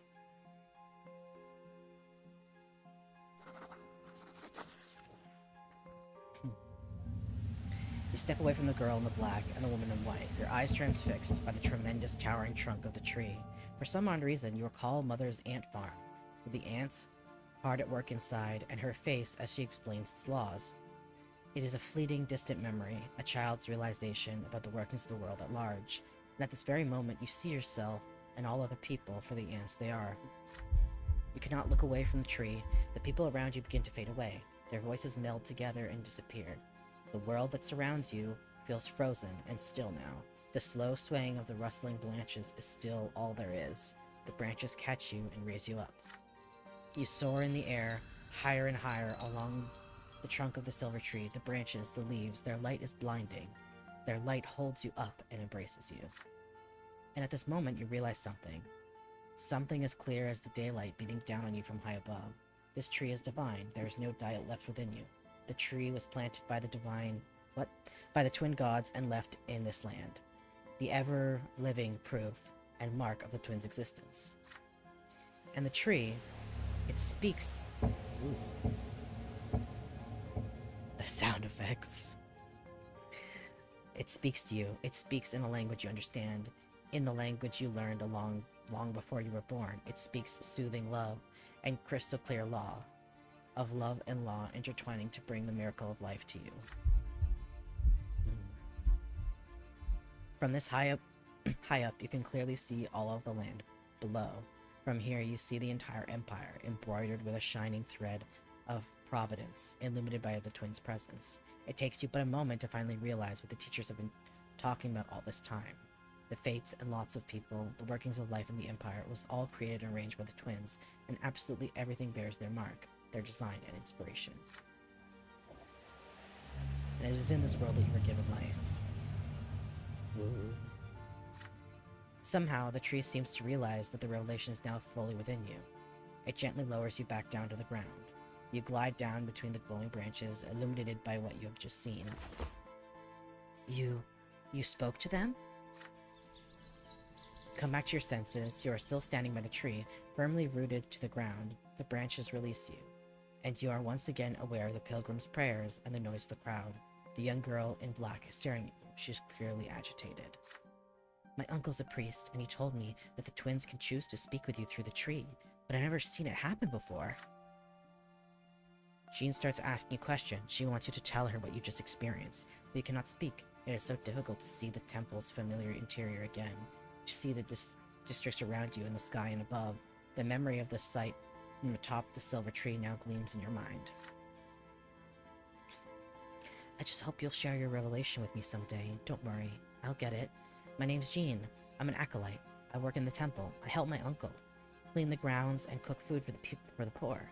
And I also greet the worshippers. People come here all the time. Many are lost, and they don't know where to go once they're inside. But nobody should feel lost in this place. The temple's for all estates. But then you hear your theology teacher calling you. It's time for your class to return to the school. Before you leave, Jean suddenly takes your hand. You can't help but blush. Please listen to me. Few people ever see these things. The twins, they were speaking to you and you heard them. It's a sign. You should become a priest. You'll be guiding those who cannot hear the twins. You'll be helping their souls find their way to the top of the pillar. It's the most honorable calling in the world. You say goodbye to the young acolyte. You return to your ordinary life. Jean's words remain in your memory from that day forth. The little twins you were destined to meet. Interesting.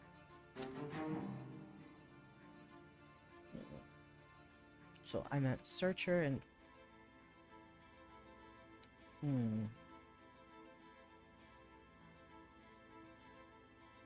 It's your ability to become a priest and future skills. Okay. Yeah. Interesting. Ooh. Receive a vision from the sacred tree. An epiphany. Experience the revelation. Experience the revelation by the sacred tree.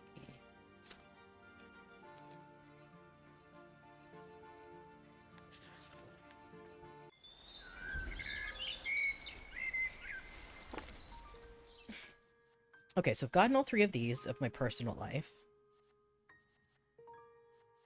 Wait. Yeah, Revelation of the Tree. Do a save, manage the heart. So now there's these things to do now.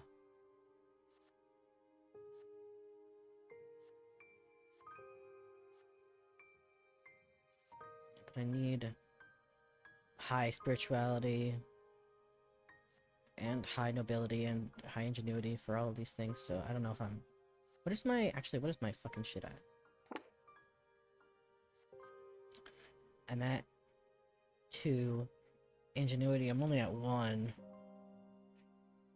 1, 3. I'm not doing that great. Yikes. Let's see. I need more opportunities to see better options here. Another school day has ended. You are making your way home, still mulling over the things you learned from your teachers. The founding of the empire, the eternal and unshakable rule of a single dynasty, the 3 estates, each within its own right, what the odds sort of order the world has. What an odd sort of order the world has, and yet so mysterious. At least it sounds that way when your teacher talks about it.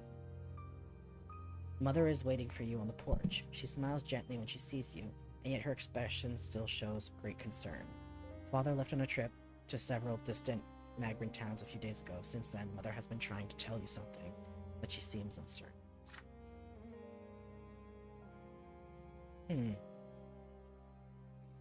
Son, could you put your things away and come pray with me?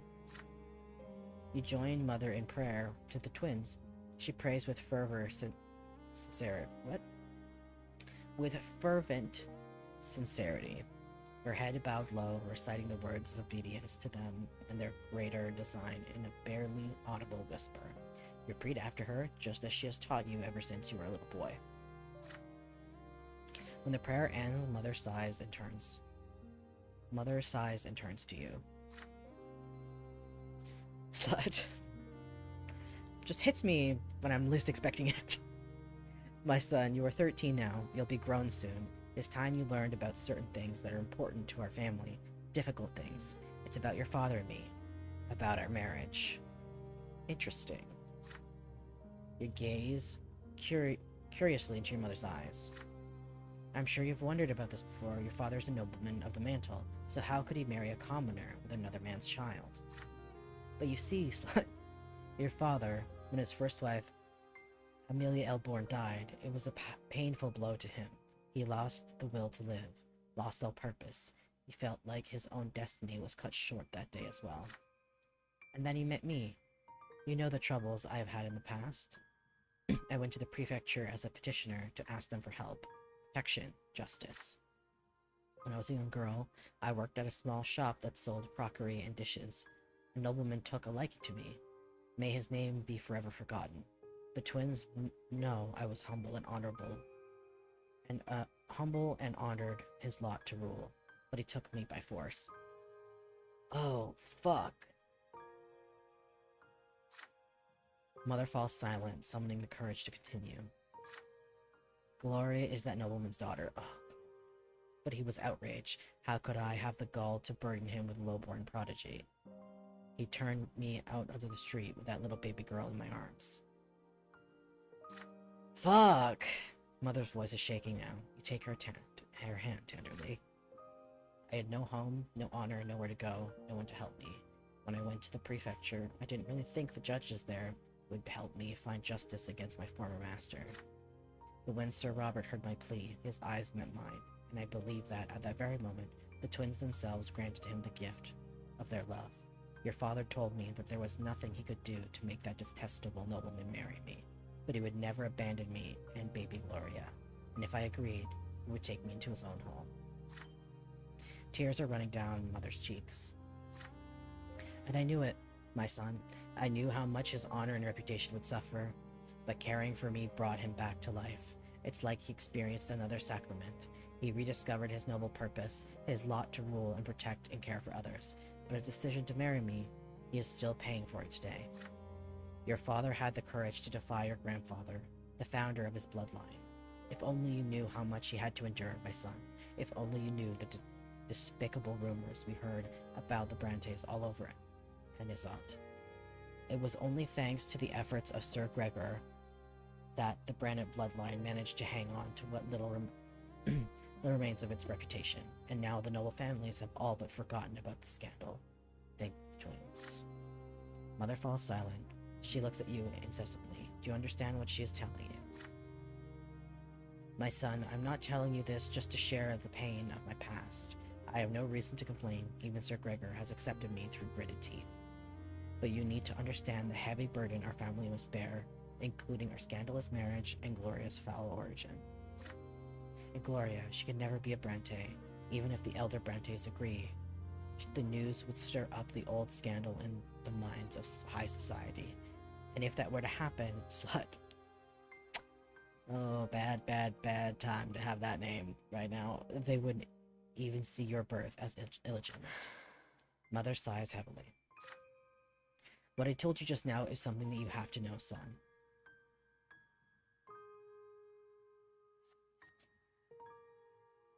Interesting. I'm never gonna do that, but what's good for the family is good for you. You'll be more aware when dealing with it. No. What I told you now is something you have to know, son. You're about to enter adult life. By my lot, I must be humble. I cannot tell you how to treat your family. But, may I ask you a question?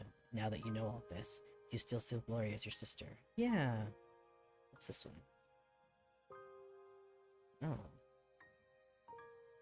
Yeah, she's still my sister. Of course, she's my fave. She's my bestie. We grew up together.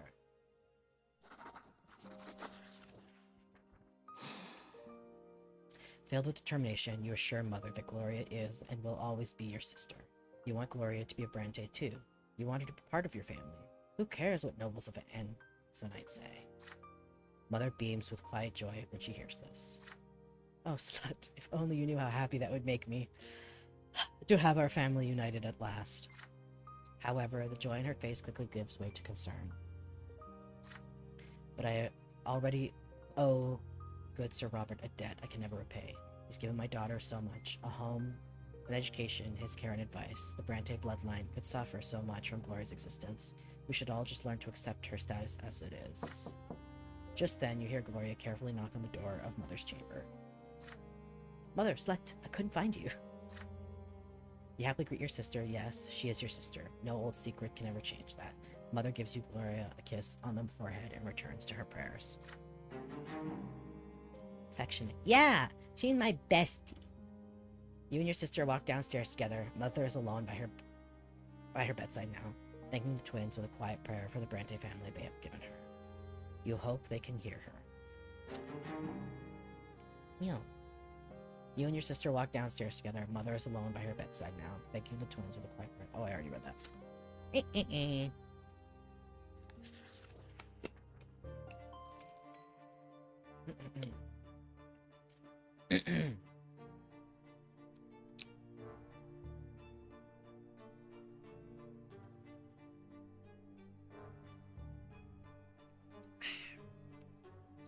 Okay, you are 13 now, another theology lesson. Today's sermon is about the priests and why the clergy is the only one of the 3 estates with the right to interpret the lots and guide the other 2 estates accordingly. Thomas sits next to you, huffing and puffing, as he fervently writes down the teacher's every word. But you've heard all this from Mother many times before, so take this moment to daydream a little. Father promises to take you to the capital once your studies are complete. But the teacher suddenly casts a stern look around the lecture hall and raises his voice at one of your classmates. A boy by the name of Brian jumps out of his seat. The teacher asks him to repeat what he just said. Brian freezes and seems to shrink. He tries to muster a reply, but nothing comes out.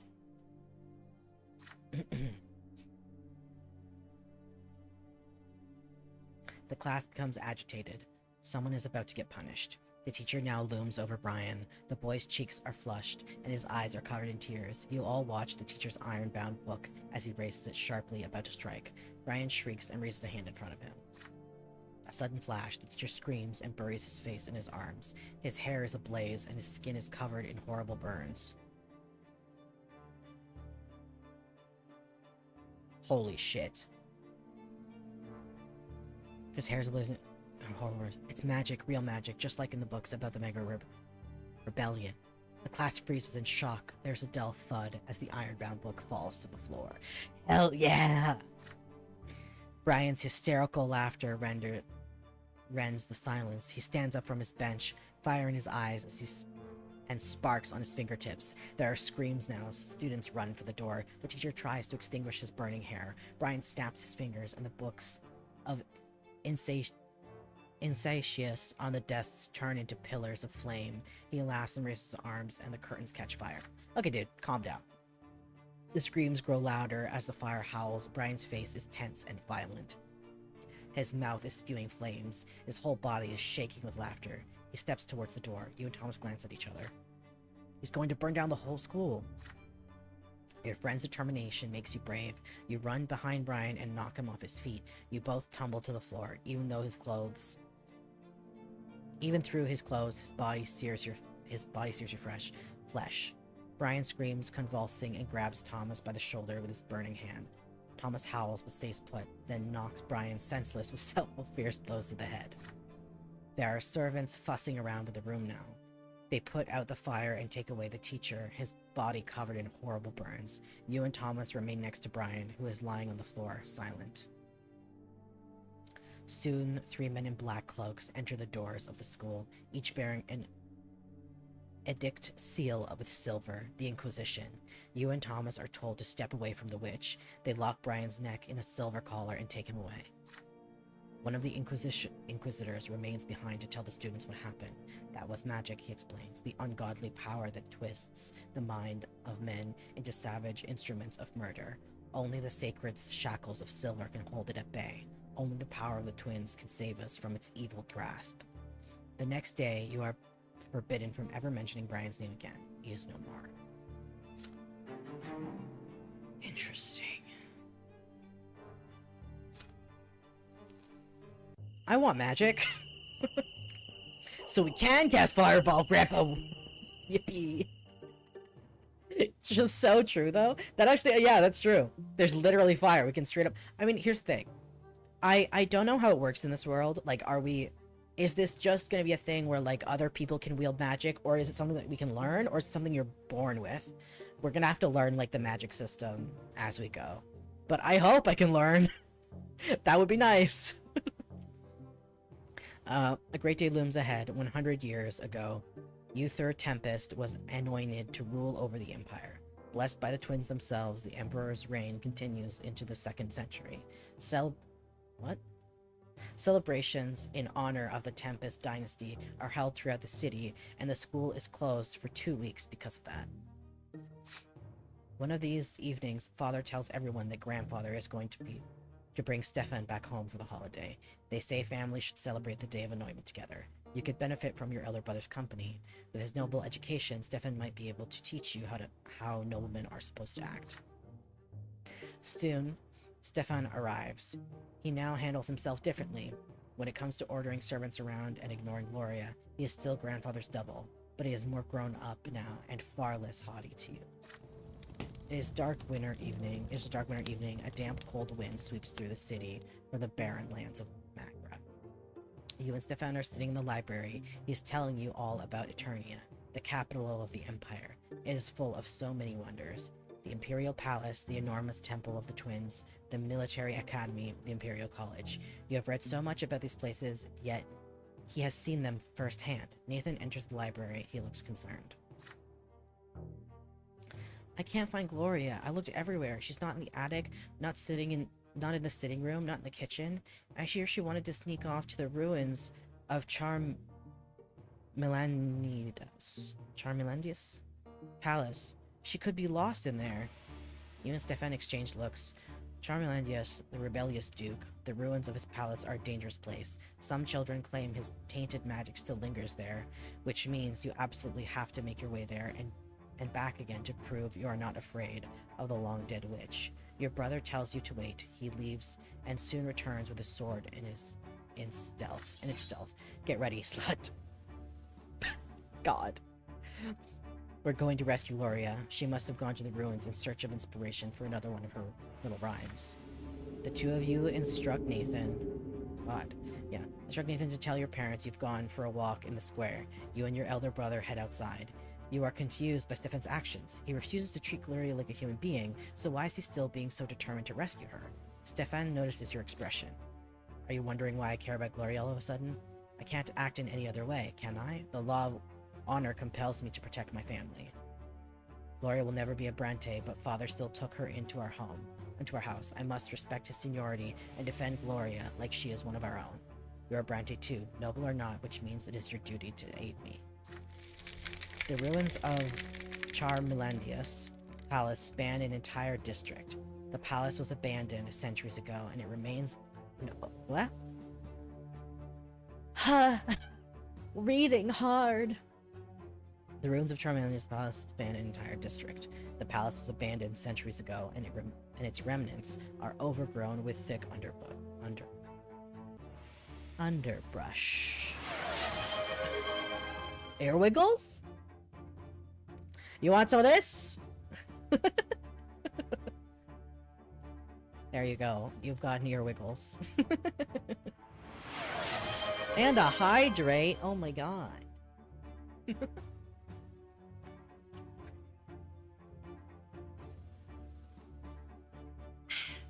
Thanks for the hydrate. The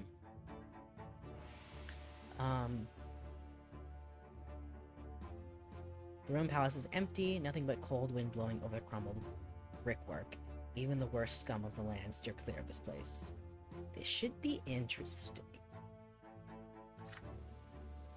You make your way through the ruins until you spot scattered sheets of paper covered in writing. Your sister's writing. You hear loud laughter coming from behind a dilapidated stone wall nearby. You pull yourself up to peer over it. Gloria is lying on the ground, face down, twitching and sobbing. A gaggle of drunk young thugs surround her, cackling and swinging their arms about. You hear their shouts, "Look at that. Look at the lass sitting there rhyming words together. She thinks she's all noble. But don't you worry, you low-born tart. Tart? What the fuck? We're gonna teach you your place." One of the louds spits at Gloria as she lies there. "Get away from her this instant, you bastards, or I'll split your guts." They respond with mocking laughter. Stefan draws his sword. The street thugs recoil in fear, but they soon notice that he is the only armed man against many. They start reaching out for sticks and stones. "Stay by my side, don't let them flank me." Stefan's hands shake, but he looks ready for battle. He is outnumbered for a moment. You hesitate. Perhaps it might be better to run for the nearby district and call for guards. The young thugs are already armed with makeshift weapons. They start approaching you and Stefan cautiously. Interesting. Grab the heaviest rock you can and find the grace ready to fight.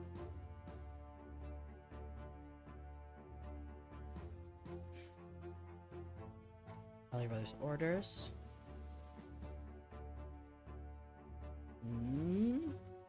An option? Call the guards.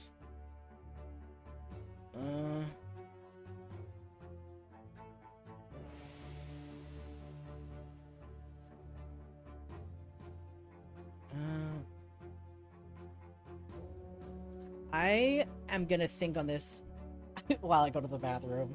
I will be right back. Y'all also go piss and stuff. And we'll decide what happens when I get back.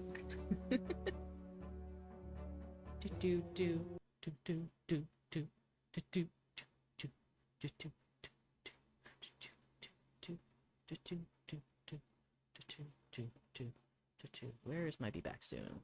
There it is.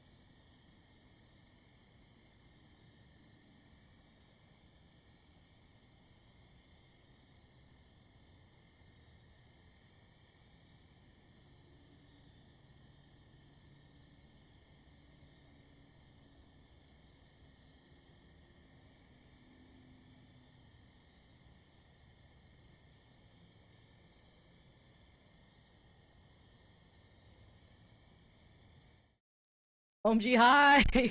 Sorry, you just caught us on our piss break. Welcome! Thanks for the raid, honey! You actually just caught us on a cliffhanger. So, if you're not familiar with this game, I don't really understand what's going on in this game either. But, it's like kind of mystical and like medieval and kind of a dark, more dark game. Yes. Follow, honey. Oh yeah, I set that up so it would do that. Thank you, Abby. Yash. Good, excellent. I'm glad that's working. I completely forgot I added that. But yeah, I hope your stream went well. Thanks for the raid. God, I can't even remember the last time I got raided. I'm a bit of a... Do I have a... I think I have a raid thing. I'm planning on getting an actual, like, notification customized and made sometime this month, but we shall see. But yeah, thanks for the raid. Also, if you're already gone, honey, that's totally fine.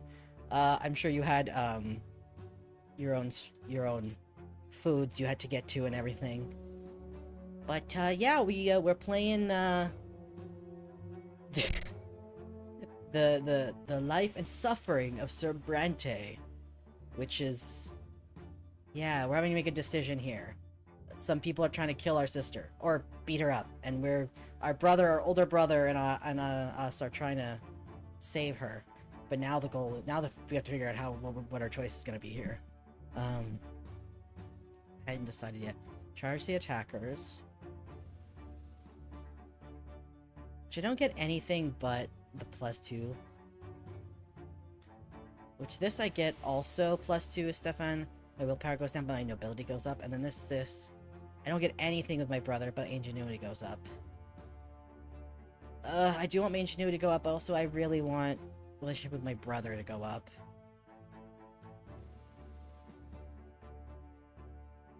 Yeah. I'd like to improve the relationship with my brother. So that's what we're gonna do.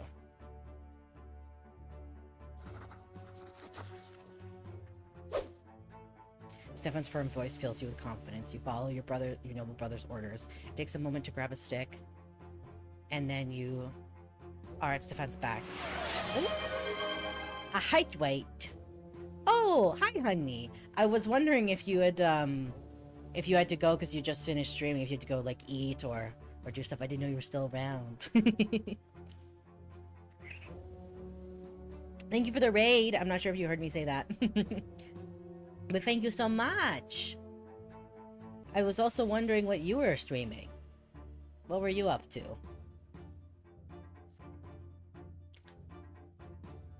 I'm curious. Visceral cleanup. Huh. I've never heard of that before. Interesting. Is it kind of like Bloody Power Washer Simulator, basically? Oh, God. Oh! Wait, I think I have seen... Yeah! It's like you're cleaning up, like murder scenes, right? For like a mafia guy or some shit. It's something like that, right? If I remember correctly. I'm not totally sure if I'm remembering it, but I think that's what it was.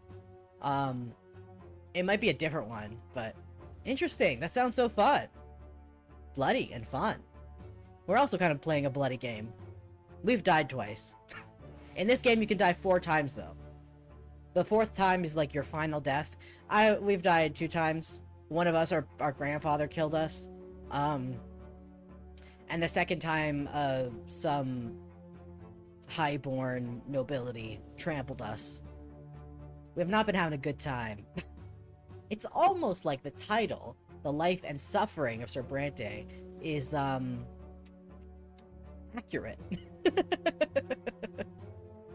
One of the areas, maybe, the one level I did was Plant Experiment Uprising.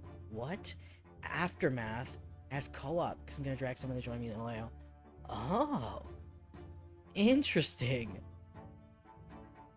Maybe I need to look up what the fuck this is. Now I'm curious. Visceral cleanup. Visceral. I can't fucking spell for shit. Cleanup detail. Oh yeah, it is that. You step into the boots of a space station. Oh wait, no, it's not the same. Janitor. Tasked with cleaning up after various horrific sci-fi horror events. Oh, okay, so it's not this exact one, it's a similar one. It's an older indie title. Oh, okay, I think the one that I was thinking of is newer. Permadeath after Forest Life. This game sounds really interesting. I am really enjoying it. I definitely kind of like, if you plan on playing it, there's so much lore that you pick up throughout it. Also, the writing is really well done. It's super interesting. I'm only in chapter 2, and I think there's, if I go to, let me see. Yeah, there's 5 chapters. So these are things, so these are like the things that we've achieved, the things that you can get. I haven't gotten any of these yet. Chapter 1, I got all 4 of them. Kind of what I'm trying to, the way that I'm trying to play it right now is I just want to get all of them. I'm not sure if I can. But my goal is to get all of them. So we'll see. We'll see if the game even allows it. They did for the first chapter, but I don't know if they will for all chapters. Also, yeah, the permadeath after 4, it's like there's like these twin gods, which are like the gods of this world, and like they allow you to be reborn if you're murdered or killed or whatever, if you die before you're like destined to or something, and everybody is granted like 3, and then the 4th one is like your final death. Anyway, I have no idea if I'm gonna make it all the way to the last chapter. The amount of times I've already died. I was killed by my grandfather at 6 years old. The man beat me to death. Not a good guy. I'm sure you can guess that much. And then yeah, the second time was trampled by a noble. So that's cool. Okay. Jesus. Yeah. It was a little rough. A little bit rough. I mean, granted, it does, the way that the choices work, it does show you if you're going to die from a choice, which I like. You can turn that off if you don't want to know. I turned it on because I was like, yeah, I would like to know if a choice I'm about to make is about to get me killed. But both times I was like, worth it. Worth it. It is also why our goal in this game currently is to kill our grandfather, because that man killed me first, so it's only fair. Savannah's firm voice fills you with the confidence. You follow your noble brother's orders. It takes a moment to grab a stick, and then you are at Stefan's back, angrily swinging. The louse tries to bring you down. Yeah, we're trying to save our sister from a bunch of people that are trying to hurt her right now. I'm with my older brother. In this game, I have one older brother, an older sister, who's the sister we're trying to help, and a younger brother. So I'm currently with my older brother. Louse lunges at your brother with a stone, but you hit him with a stick. Then he falls down right at Stefan's feet. His sword flashes, the blade sinks deep into the young man's stomach. He wheezes. Blood starts pouring onto the ground. The thug freezes. Stefan pulls the sword out, his face an inscrutable mask, and returns to his fighting stance. You are stunned to see Stefan take another man's life so easily and effortlessly, like piercing his own teeth. Like picking his own teeth, the thugs look like they are about to flee. There is a rage and confusion on their faces. They never expected the young nobleman to use that sword. Stefan just scoffs at them. Low-born scum, that's all you are. This is the only language you understand. Good job, brother. Gloria, get up. We're going home. He turns to glance at your sister, giving the enraged thugs just enough time to rush you. You get separated from Stefan. Your back is against the wall now. They hit you hard, in the stomach, and then the face, then the side of your head. Then your mind slips away. When darkness disappears, you find yourself lying in your bed. Stefan is in the armchair next to you reading a book. He is alive, with left arm in a sling and a black eye, but still alive. Your head is spinning and you feel nauseous. You try your best to sit up. Stefan looks up from the book. Don't try to get up. You lost a lot of blood, I suppose. That was a few thugs too many for a single warrior, even with good backup. I'm impressed. We fought like an army. The noble's orders, the commander obeys, all according to our lots. We defended the family's honor today. Together, you know. Brother, the nobleman's lot is also a great burden if you are able to bear. It takes courage, not to fight everything you see, but to do your duty. Each and every decision a nobleman makes becomes a part of his family's legacy, following in the blood tide forever. I think about it often. A noble mustn't act weak, a noble mustn't suffer like people of the lowborn lot, a noble must rule over them wisely, a noble must ensure that they have work to do. It's not merely your own lot you have to look after, you have to ensure that 1,000 others can live by their lot as well. There are so many more matters to take care of: honor, dignity, tradition. It's tough, but it's what it takes to be a nobleman. Do you understand what I'm talking about? There is approval in your brother's eyes, for the first time in a long while. It was a pleasure to fight side by side, brother. Interesting. Huh. Interesting. Ability, yeah. Honorability.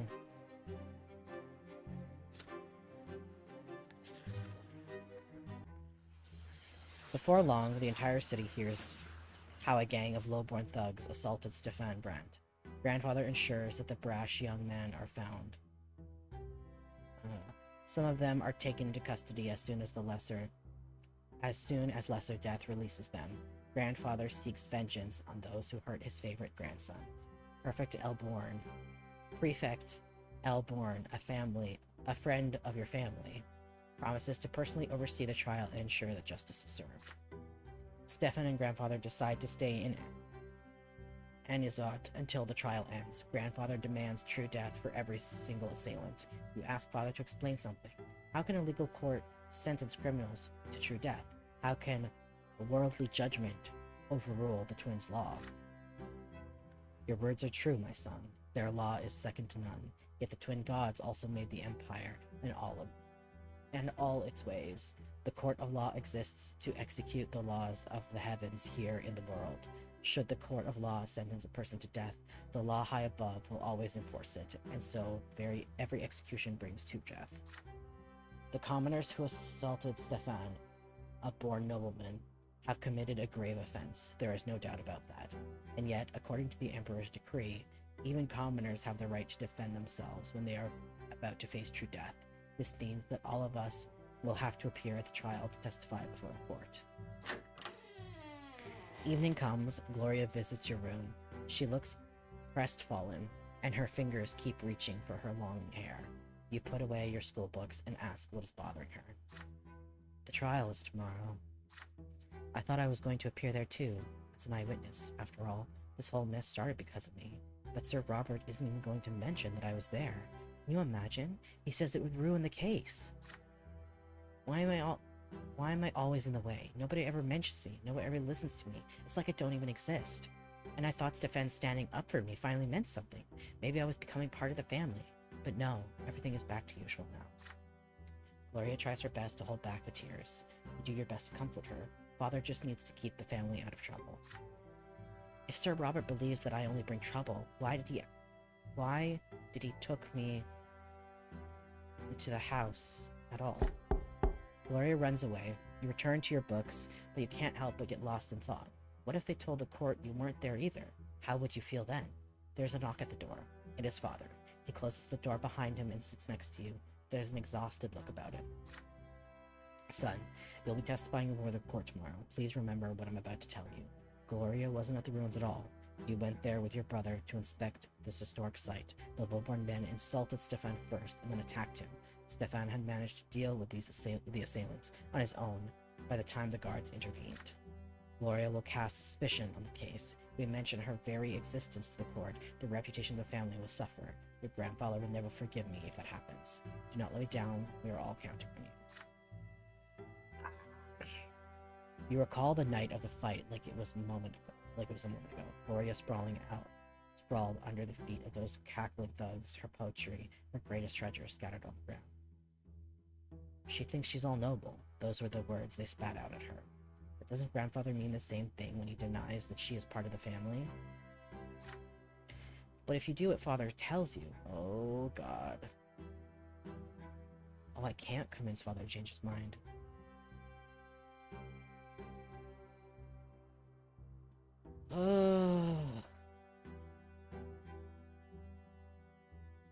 Psh. I can't even do that because my willpower is... I don't have a good enough relationship with... Yeah. Oh, God. If you don't know each other and quickly, those commoners will face true death for assaulting a noble. If you mention Gloria, things will get complicated and you cannot predict how the trial will end. Which is more important to you, what is right or what is just? They still did assault a noble, yes. But that... yeah, I don't know. Support father, lie to father.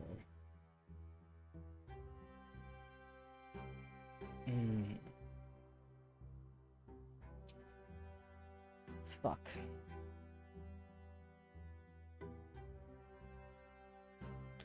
Fuck him, yeah.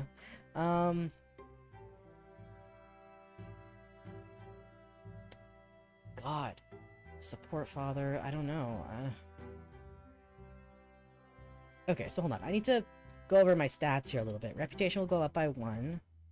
Family unity will go down, which is not great. Robert Brante will go up by 1. I do need a better relationship with my father. And I do have a really good relationship with Gloria, but... I guess I would have to have a better relationship with my father to do this one. So I kind of...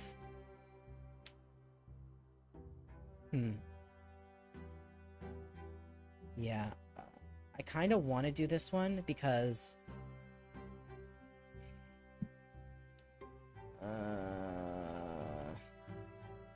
Oh no, I kind of want to do this one. But I need more better relationship with my father. Ah, it's all hell! God damn it. Okay, let's just see what happens. At least they will get... I don't know. I'm not feeling super confident about my choice. You're not in agreement. You'll follow your father's plan. Trial later. Faint smile appears on your father's fatigued face. Thank you, son. This is an important case for our family, and for me as well. I appreciate your support. The day comes, trial takes place in the lesser hall of the city prefecture. Sir L. Bourne himself presides as the judge. You are seated next to Father and Stefan. You testify to the court one after the other. You echo your brother's testimony to the letter. The young commoners insult you as you are both walking by the ruins. Then they assailed you. Stefan defended you. The lives of 4 thugs are forfeit. Sir Elborn raises to deliver the sentence. The court on Wednesday night judges you guilty of assaulting Stefan Brer, a nobleman. All 4 defendants are sentenced to true death by hanging.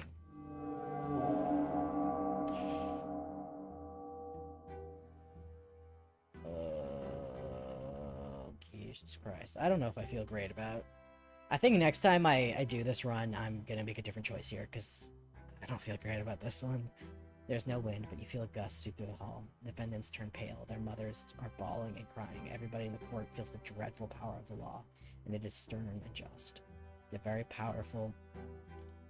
power has been invoked by this sentence. And by that very sentence, the lives of the 4 young men are literally forfeit for all eternity. Ah. The gallows awaits. Stefan and grandfather stand in the front row. The wood creaks. The trapdoors open under the young men's feet. They dangle in the air, wheezing and retching for support with their feet in their final moments. Father lets out an inaudible sigh of relief. Maybe if I wouldn't have done this option if I knew there would be a dark music cue. Yeah, no kidding. Fuck. It's all over now. Okay, hold on. I want to see... Can I make a different choice if I go all the way back? I can't.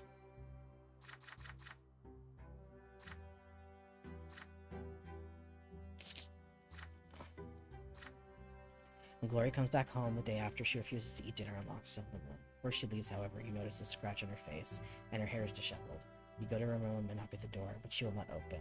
Then she finally replies. She has already gone to bed, and you should leave. Yeah. You do the right thing during the trial. Your sister is still being bullied. No one knows. She has a family to defend her, and Gloria does not want to be defended now. Yeah, those for commoners saw no mercy. Their lives ended for assaulting a nobleman. What did you seek to prove with this, and to whom? Was it worth it in the end? I don't feel great about that one, guys. I don't feel great about that one.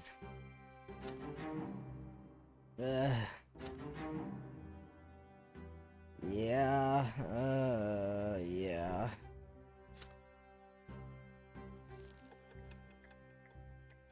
I'm almost near the end of adolescence, though.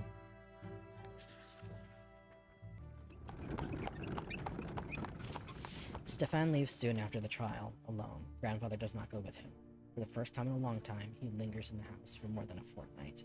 Father says Sir Gregor is ill and needs to rest. Several months go by, and it becomes clear that Grandfather will not recover. Finally. But I wanted to kill him. The eldest Brante is mostly bedridden now. On some days, he has trouble recognizing people when he meets to address you, or Nathan, he calls you Robert, your father's name. But when he does get out of bed, the house grows empty. Servants hide, Mother locks herself in her chambers. You and Nathan run outside or hide quietly in your rooms. If Grandfather sees anyone in the hallways, he begins lamenting. Oh, nobody heads to the lots any longer. Any harlot with a child can marry a nobleman these days. Children have no respect. His son betrayed him and let him down, and oh, how Brante eventually has lost its honor. Again and again, you hear Grandfather knocking at Mother's door, screaming that it's all her fault. He blames her for ruining his chance to find bliss in the hereafter. He blames her for dooming him to suffer at the foot of the pillar. You overhear your parents talking one night. Mother begs Father to move Sir Gregor to his old home and spare the children his decline. Father refuses her outright. Oh boy. It is late at night. The hot, dry winds are coming. The house is empty, save for you, Nathan, Gloria, Mother, and Grandfather in his bed. Father has left for the capital on business. You're engrossed in the history of the Empire, snapping out of your reverie only when the clock strikes midnight. You blow out the candle and get ready for bed. You hear the shuffling of heavy footsteps outside your door. You see the light on the hallway. Grandfather, what could he want in the middle of the night? Is he gonna try to kill me again? You peek into the hallway once he has passed. Grandfather fingers sway as he heads for the door to Mother's chambers. He opens the door and walks in.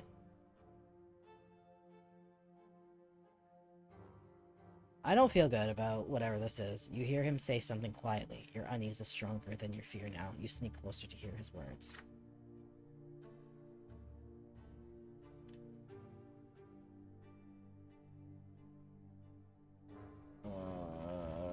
I'm scared of reading what's next.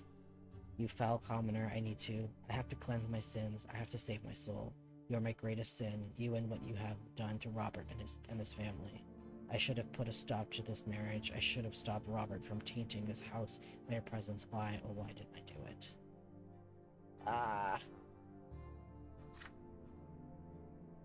Please, Sir Brante, I beg of you. Silence, you will do my bidding. Fire will cleanse all— oh, God. Fire will cleanse all lowborn filth from this place. Fire and flame will free Robert from this disgrace. This is for my son's sake. For my son's sake. For my son's sake. I need to eradicate this lowborn filth. The twins. They are calling for me. Now I can feel it. I can feel it. Ugh. I beg of you, please have mercy. Oh, he's lost. Oh, yeah. This man has been— I mean, I would even argue that he didn't have it before. Mother begins to cry. You run into the room, unable to stay out of this any longer. Grandfather's gaunt figure looms over Mother's bed, a lit oil lamp in his hand. Mother is sprawled out on the bed, crying. Please just let me warn the children. I beg of you, Sir Brante. Your steps are loud enough to be heard. Grandfather turns to look at you. Stay out of this slut. Oh, that name will never not be a problem that I've made for myself.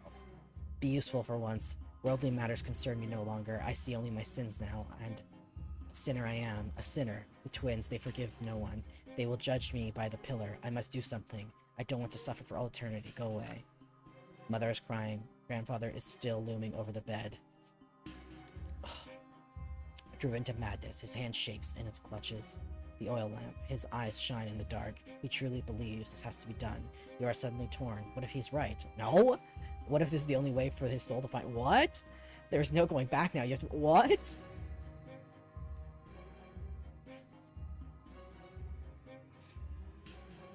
Wealth will go down. You run away to your siblings and rescue them for what is to come. Okay. Gregor Brante, true death.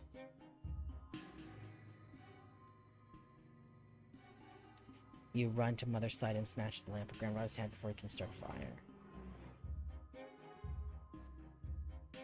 Let it happen as Grandfather wishes.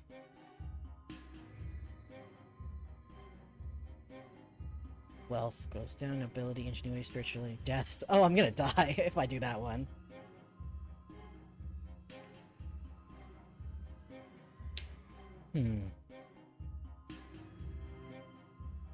Willpower go down, but if I stop him, he'll die. Which I... So all of these... What? I don't even get to kill him myself. What the fuck? It's a mercy kill at this point, Jesus. I mean, I don't want to be a mercy kill. This man killed me first. I want to fucking make him suffer. No ability, ingenuity. I mean, I want ingenuity to go up. This one doesn't. This one affects wealth. This one doesn't, which is interesting. I wonder why. Because this one affects wealth. The wealth goes down for this. Ingenuity and spirituality go up. And this one also affects wealth.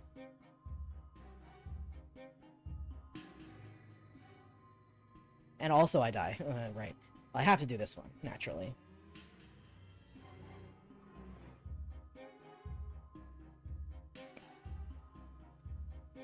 Yeah.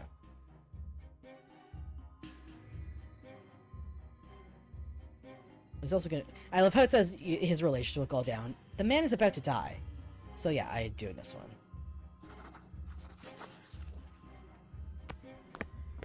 You look at Grandfather defiantly and step towards him. He stares at you down with rage and throws the oil lamp at the floor. You manage to catch it, but just barely. Several drops of hot oil hit the rug, not nearly enough to start a fire. The lamp's glass is blistering hot. It burns your hands, but you still hold on to it safely.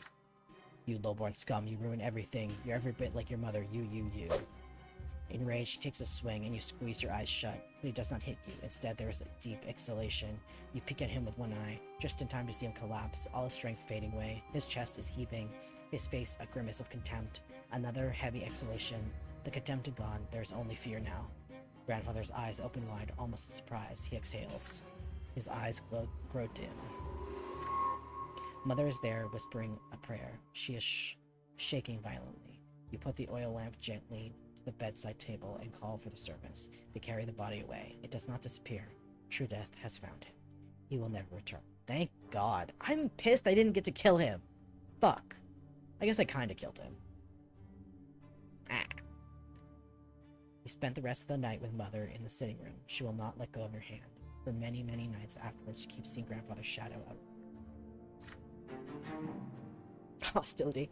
I mean, the man is dead. I'm not too worried. Father returns from Eternia the morning after. He is unusually composed as he arranges for the funeral. The house becomes quiet. Not the looming, heavy sort of quiet of the past few months, but the calm relief you all feel now that the crazed old man is no more. At last, Gregor Brante, the family's patriarch, has departed for the hereafter. Could have died sooner, if you ask me. Nobility and ingenuity went up. Interesting. So, bright, nobility, interesting, noble. Depends how noble your thoughts and deeds are in your pursuit of the... Yeah. Ingenuity. I need to bring my ingenuity up more. Ugh. Grandfather's demise. Your grandfather's a Gregor Brante. Yeah. Fuck that guy.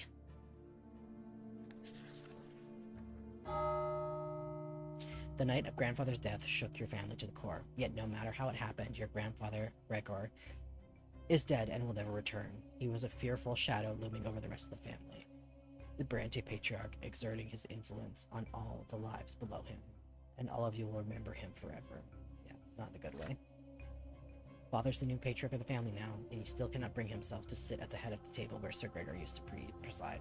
Stefan locks himself away in grandfather's bedroom every day. He will not talk to anyone. Gloria and Nathan still jump at every sound. Yeah, that so much as resembles the knocking of his walking stick. That walking stick is what he killed me with, by the way. Mother spends all day in prayer at the temple. And yet the house has become calm and quiet with his passing. There is one more thing that must be done. The final farewell. It weighs heavily upon your soul. The day comes to pay your final respects. Father goes to the tomb alone, save for Stefan, Nathan, and you. Mother and Gloria stay at home. Only nobles or those who may become nobles may join this ritual. There is a solemn silence as you walk to the crypt. Father is the one who breaks the silence when you finally reach the door of the family crypt. Your grandfather built this crypt, and now he will be the first Brante to remain here in body forever, and the first ever noble in our family. It is our duty now hold a sacrament of flowing blood for Sir Gregor. We will honor his legacy and join him as the founder of the noble Brante dynasty. Stefan perks up at Father's words. His hands still clutch grandfather's sword. Tradition decrees that it must remain in the niece above the owner's sarcophagus. Nathan, on the other hand, looks even more frightened now. God. Stairs carved of white stone lead you downward, deep into the gloom of the crypt. Atop a pedestal, you see the sarcophagus that holds grandfather's body. Father takes a moment to compose himself before paying his final respects. Gregor Brante, my father, brought our family into nobility through his unshakable will. He was a judge and a loyal servant to the empire. He lived his life as if he had been born a noble, and he never strayed from the path he had chosen. He sought to make the Brante family ennobled by the sword, so that our children's children may be of noble birth. The twins know I abide by my father's words all my life, even if I could not obey him every time. Father lets out a bitter chuckle as he says this. Stefan glares at Father, then turns to glare at Nathan and you. Turns to glare at Nathan. After all, the two of you were born of Father's shameful decisions to marry a commoner. All of you remember his disastrous passing. He did not die the true death he deserved. Yet we all must know that he fought for a future he believed in, to the very end, and he would be proud to see his family bid him farewell with his sacrament of the nobility. I hope I get a choice to do something fucked, because fuck this guy. Stefan still glares at Father sullenly. His fingers remain clutched around grandfather's sword. Nathan barely pays attention to the words. He looks around with unease, his arms folded across his chest. Father reaches into his jacket and pulls out a slender dagger, thin and sharp. He takes off his gloves. Watch me carefully, my sons. Make a small cut on the palm of your hand and let your blood flow into this duct on the wall of the crypt. It will join your grandfather's blood here and flow forever.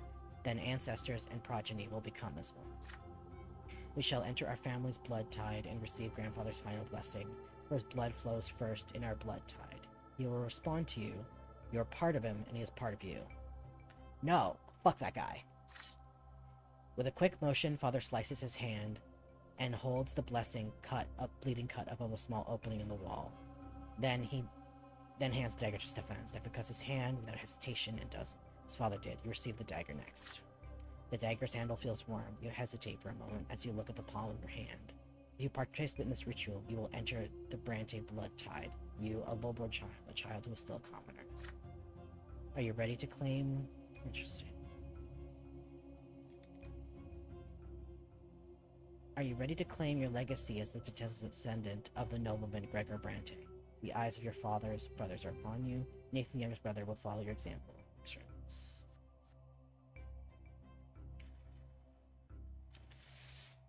So bring up willpower. I'm curious what this does. Oh, well, I want to do nobleman. I want to... Yeah. Blood tide. I think, like I mentioned, I want to achieve all the things.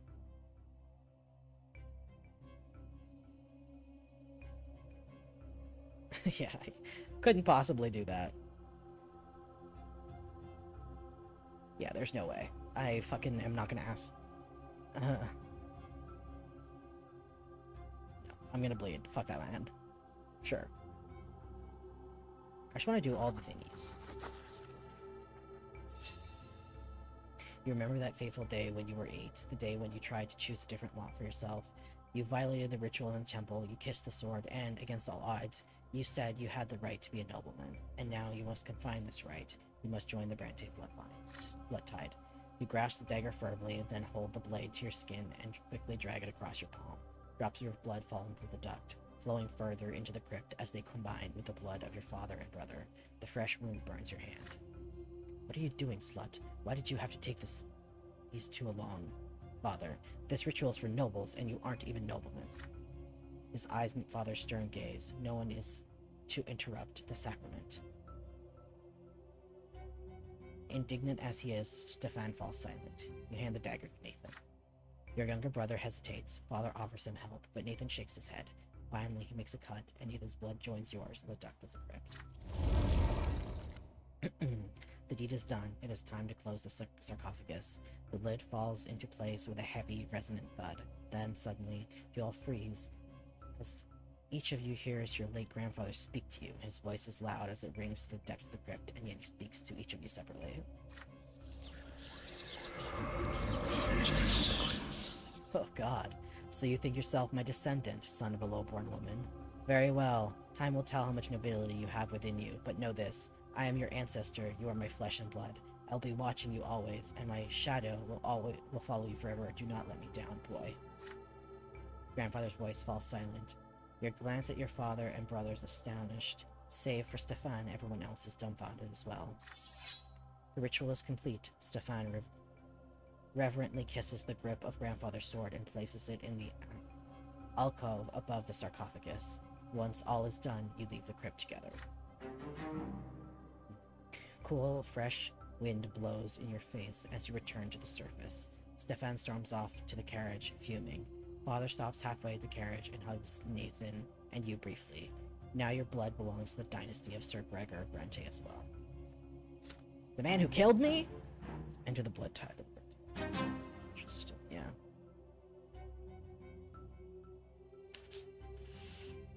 So, blood tide. Participate in the ritual. Either yeah. Join the blood tide of the Brante family. Interesting. Interesting. Not ghost grandpa, you know. This event has consequences. This event, forbidden love. This event is a consequence of your previous actions.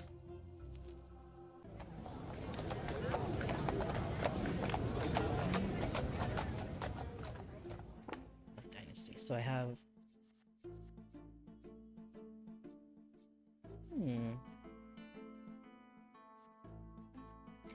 I do not have the ingenuity to get this yet. I do have the nobility for this, but I don't have the spirituality for this. So I need more spirituality and I need more ingenuity. What is my stuff at, actually?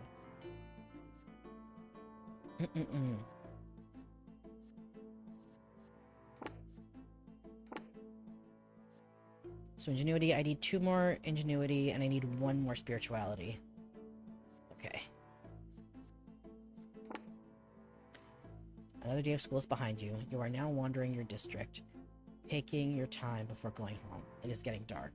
Soon you are walking past the splendid mansion of Count I can't fucking read. El Velasco, one of Margra's richest landlords. You hear a familiar voice from the other side of the iron fence. It is Stefan's voice. It is followed by the sound of a young lady laughing. You peek through the fence and into the mansion's garden, and indeed, there you see your elder brother, dressed like he is going to meet the Emperor himself. He is currently busy helping a pretty young lady out of the window. She locks him in an emotional embrace. You recognize her. Maria El Vasco's, Count El Vasco's daughter. And as the whole city knows, she's already betrothed to another young nobleman from a far more illustrious family. Oh, Maria, I thought I would help you come down to earth from your heavenly abode, but your very touch brings me to the heavens.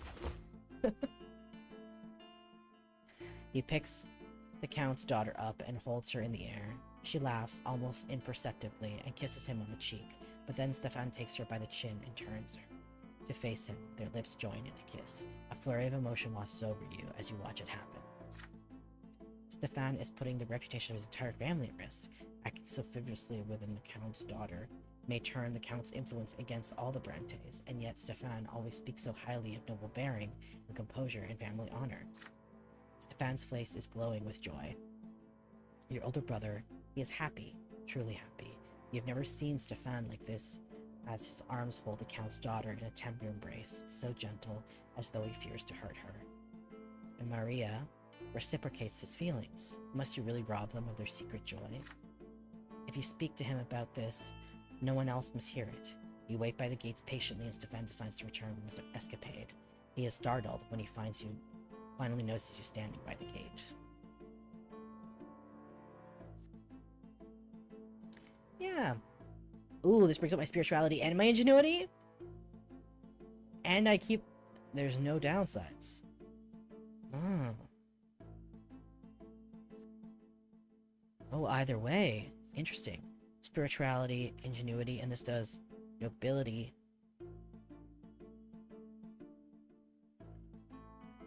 Stefan Brante. Interesting. Yeah, I'm gonna do this. What are you doing here this late at this late hour slot? Is there something you wish to tell me? You confess, Stefan, that you saw him today in the El Vasco's garden with the Count's daughter. This affair puts both families' honor at risk, yet you say you are happy for him. You can see how much he cares for her. No matter what, it is worth the risk. Stefan can trust you with his secret, you assure him. The two of you will keep it together. Stefan reacts to you with anger at first, but your supportive words calm him down. You've got all the markings of a professional spy, but you're right. The risk is too great. Your aid will not go amiss. You are no nobleman yet, but I hope your word is worth my trust. From that day on, you help Stefan and Maria avoid attention on many occasions. You even have to distract El Vasco's manservants and lead them away on the wild goose chase through the district. In the end, you are never caught, and you earn your brothers yet another night with his beloved. They are both aware that the days of their hidden love are numbered. I am now soulful. But how will your escapades affect the family's reputation? You and your brother agree. Whatever happens, happens. Young love is worth the risk. Ooh, scandalous, right? It's cute, though. Yeah. Forbidden love.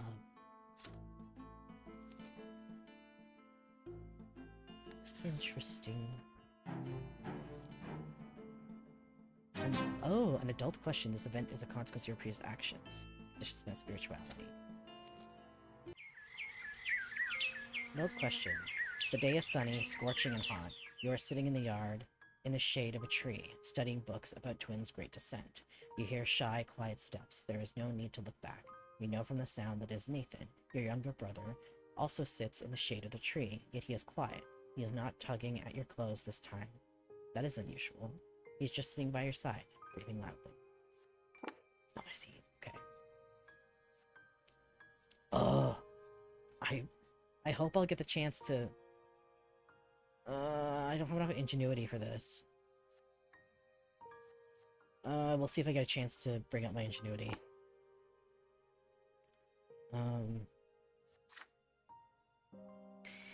You tear yourself away from the book and look at your brother. Nathan is deep in thought. He seems uneasy. He is fidgeting with a symbol of the twins, a cross inside a circle. The lash bound around the sword. It is Nathan's pendant. He wears it all the time. Not today. Silence wears on. Nathan takes a deep breath, like he is about to speak, but he does not. His face grows even grimmer. He looks unusually hurt and bitter. At last, Nathan gathers his courage. He takes another deep breath. His eyes narrow. His hands clutch the encircled cross. Tell me, slut. The twins, they hate me, don't they? Nathan's voice is quiet, yet firm. The world falls silent around you. Not even a gust of wind can be heard. It is as if everything is waiting for your answer. You look at your brother again, confused. Nathan, the youngest brother, the most unassuming child, is quiet, obedient, and thoughtful. He has been your responsibility almost since birth, yet he has never been a burden. Father always aloof around him, and mother always too tired to even smile. Even grandfather seemed to avoid Nathan with a scorn. He just treated your little brother like a piece of trash. He never called him by name, and always winced at the sight of him, perhaps because he looked so much like mother. But is it true that the twin gods had no love for your brother? Surely the twins have enough love, even a little for Nathan, do they not? Nathan was born a commoner, like you. His lot is suffering. Everyone is tested by the twins before their true death. No one can expect mercy along their path. He was born the youngest child in your family. That is his trial. Should Nathan persevere and bear the burden he was dealt, he shall yet reach the peak of the pillar when his time runs out. There is hope in Nathan's eyes as he looks at you. Guiding others in matters of faith is the clergy's lot. You are no priest, and you cannot stay quiet. You see his pain, you see his trepidation, and so you will tell him what you think. What you're about to say may be a turning point in his life.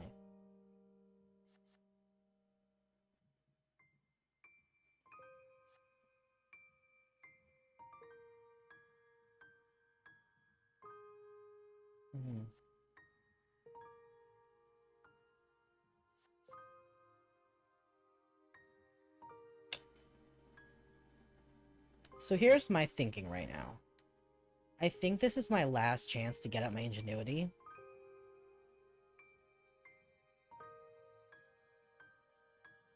I might be fucked if I do this. This might be a very bad choice. But I think, again, like I said, like, this is my first playthrough of this game, so if I'm making bad choices, I'm probably gonna go back through and do some different ones later, just to see what happens.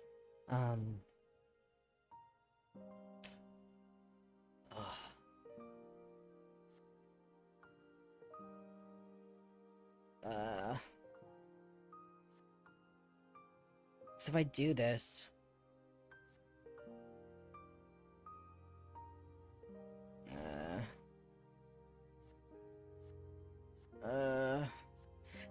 guys! Can't make this choice. Okay, I'm just gonna do this. I hate this choice, but I need to bring up my ingenuity. This is a terrible reason to do this, but I have no... What am I gonna do? God.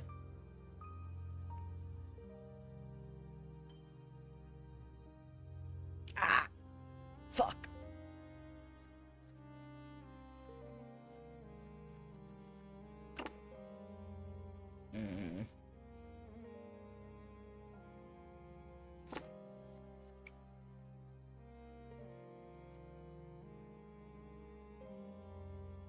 How far am I in the chapters? Can I see how much I have left?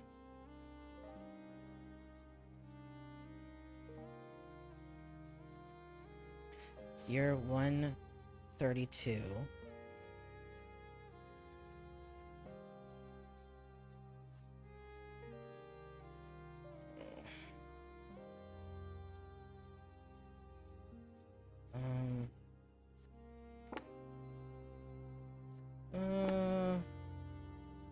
Interesting.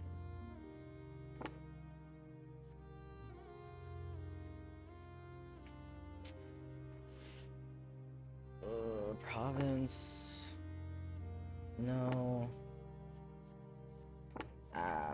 Chapter. Fuck.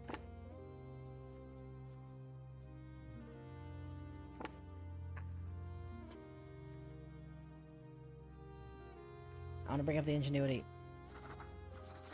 I don't feel good about that.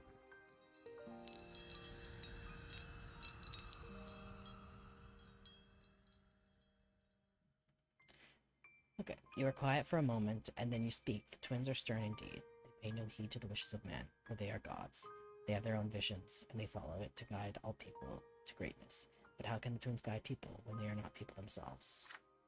But there is a positive side to this. You do not have to love them either, after all.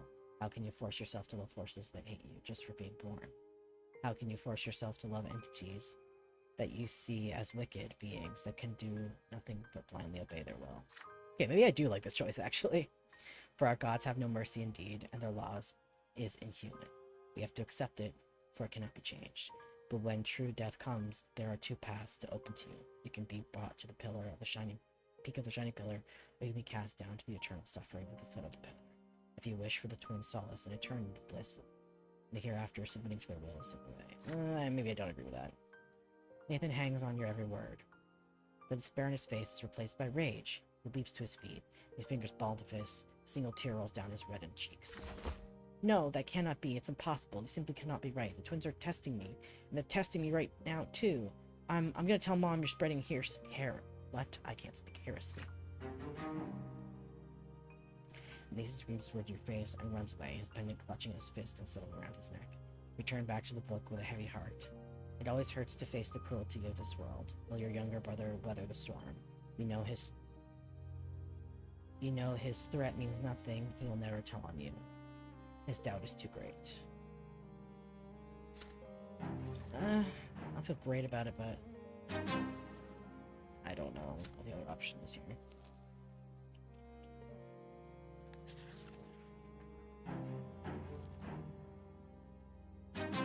So yeah, so if I hadn't done that, I wouldn't have had enough ingenuity to trigger this, so kinda had to do it.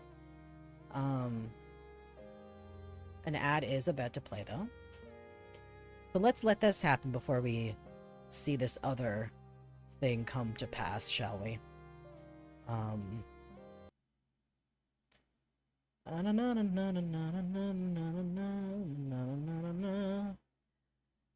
Go piss, have fun, drink water, and we'll be back after the ad break. Ba-doom.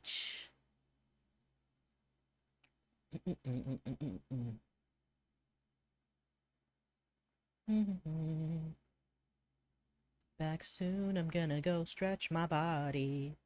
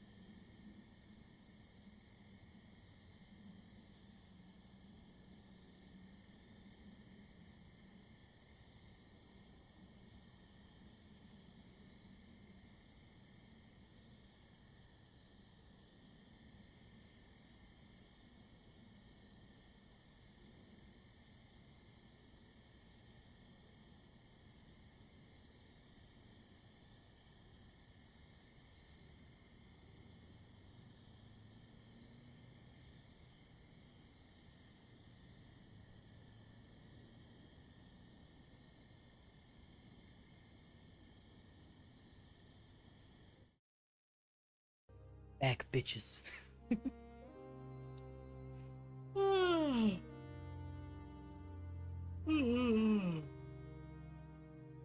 It's a good thing we're getting to the end of this chapter. I am getting tired.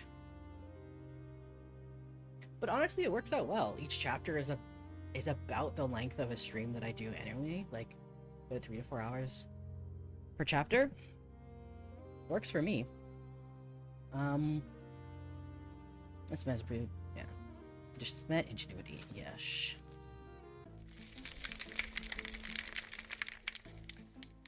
So just want to see. Yeah.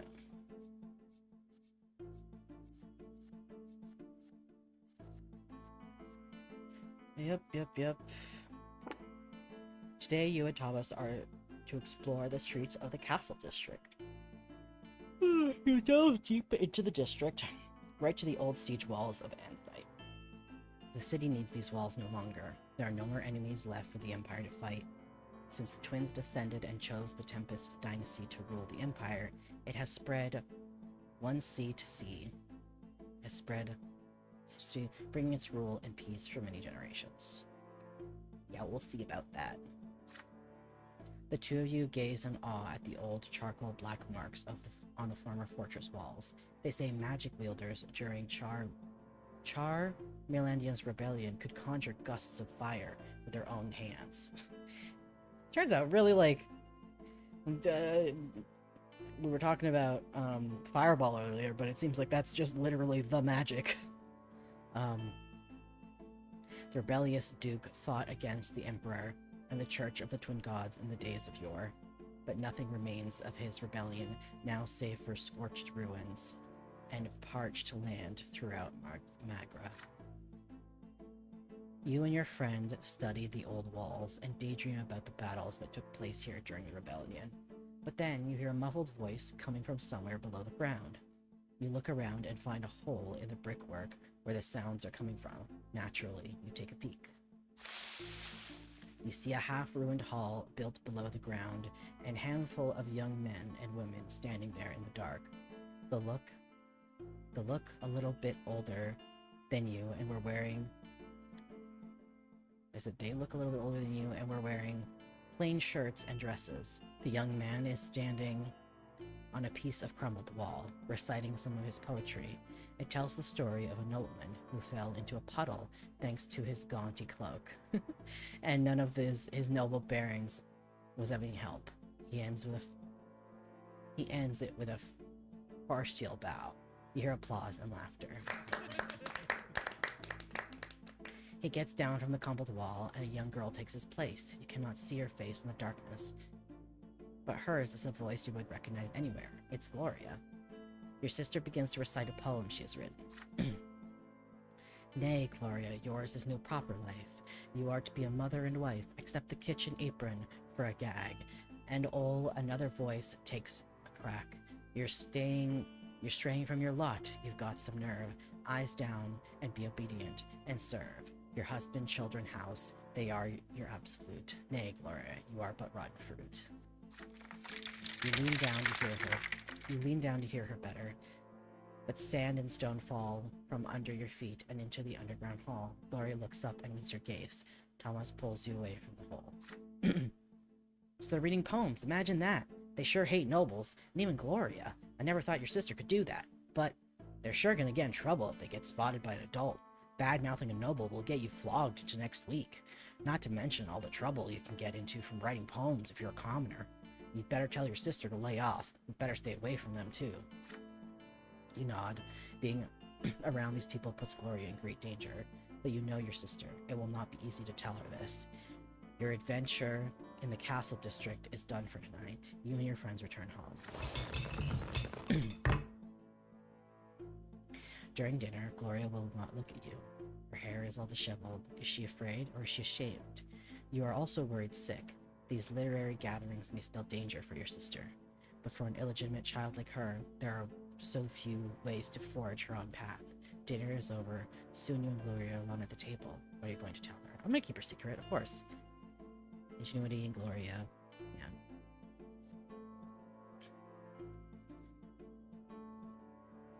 This feeling down, it could be bad for Gloria. Promise to keep your sister's secret safe.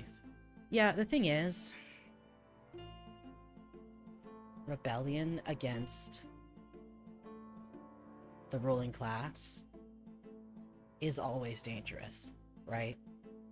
But staying put and doing nothing is also dangerous, like, especially for the people that are actually oppressed, like her, you know? It's like she could do everything quote-unquote right within the rules of this society, and it could still end in her death, you know? At least this way, she can stand up for what she believes in, and my character in this case is able to help her with that. So, keep Gloria's secret, of course.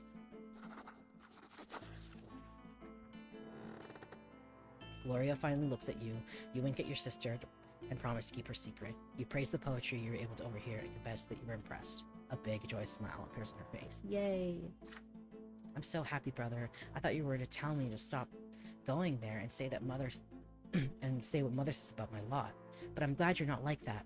Me and my friends, without our poetry, we don't have anything left. Nothing but our abysmal daily lives. At least we can laugh about it this way. You get serious and tell her that her friends need to work much harder to hide their meetings. After all, this secret passion could end badly for them if they get caught. The best way out of this is to meet in a new place every time. You list off several abandoned places nearby where nobody will look for them. You promise her that if she ever comes close to danger, you'll be there to protect her. Yeah. We ain't no snitch. Course not. Gloria nods and plants a kiss of sisterly joy on your cheek. Ah. So cute. Just got a secret society sister Gloria has joined. Yes. I don't know if it's so much a secret society, it's just a poetry club. I mean, it is illegal, so, you know, I guess it is kind of a secret society.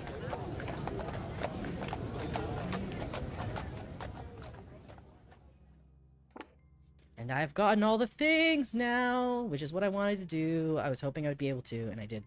I was able to get all the thingies. Heck yeah.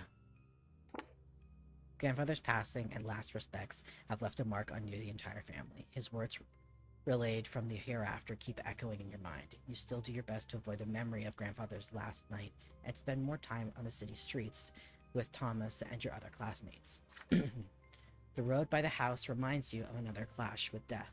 Sometimes, as you walk along the road, you recall Sophia, the beautiful girl with the wonderful eyes, and the terrifying thundering hooves. You have not seen Sophia since that fateful day. The children who live nearby say her parents sent her to a rich Arcan family, the Ons, as a servant. The sun has set, the pillar shines palely in the dark sky. Thomas is ill, so you decide to visit him and tell him the latest news. The streets seem oddly agitated tonight, full of horses, cloaked men, strange faces, and hushed voices. A young nobleman in a heavy embroidered cloak is walking back and forth, clutching at his sword nervously. There is a grimace of rage on his delicate blue face. He is an Arcanian. You overhear voices. Sir Autumn, the girl's not at home. We searched the house. Her parents swear she ran away from home too. They claim they want to bring her back. Just do whatever it takes. Turn this loathsome district upside down if you must. But bring my servant back to me. She's here. Uh-oh. Oh, did we kill grandfather? No. So, we never got the opportunity to kill him. He just died of old age. But we had the opportunity to, like... We defied him in the last moment where he died, but he did die of old age, which I'm pissed about. I wanted to set him on fire! Son of a bitch. Sophia ran away from an Arcan? How can this be? There's only one place in the entire street where a person could hide, the abandoned Morel house. 4 houses away from yours. You head there, doing your best not to attract attention. The lopsided house, built of yellow brick, has been abandoned for 20 years or so. You remember playing there as a boy. You glimpse a figure inside even before you enter. A pair of eyes glimmer in the dark. You would recognize them even after another 4 years. Sophia has grown up. She's almost an adult now, and her face is full of fear. She is not the easygoing girl next door that you remember. She finally recognizes you. Oh, it's you, slut. Be quiet. They're all looking for me. I ran away from the youngest Autumn. I must be in for I might be in for a lesser death here, but I'd rather die than spend another day in their slavery. I'm just a thing to him, just a toy to play with. Sophia winces and closes her mouth as she says this. There's a glint of bright yellow deep in her eyes. I ran to my parents. I told them all about the men I had to serve, and they went to and alerted the audience. Oh god. They don't want to be the target of their ire. But you aren't going to tip them off, are you? Of course not.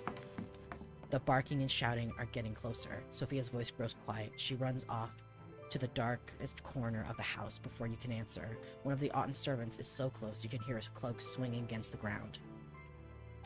He notices something and calls for the others. There are more voices around you now. They approach the house from the yard and surround it. One of them seems particularly snappy, annoyed, and impatient. You've already heard this voice today. If you're in there, girl, you'd be wise to come out and quit wasting my time. All will be forgiven, and you will go back to where you were. You know it. And if you don't, I'll drag you out by the hair. Interesting. Well, of course I'm not going to do that, but... what would I have to have? Oh, this is if she died the first time. Interesting. Because I saved her, this isn't an option. Fascinating. Okay. The hilt of the young Arkan sword bashes on the door. He is about to lose his patience for good. Sophia hugs the wall in the dark, trying to stay still. She glances at you. What will you do? Your heart is racing. Can you act against the Arkan's orders? Do you have the gall to defy the mighty nobleman?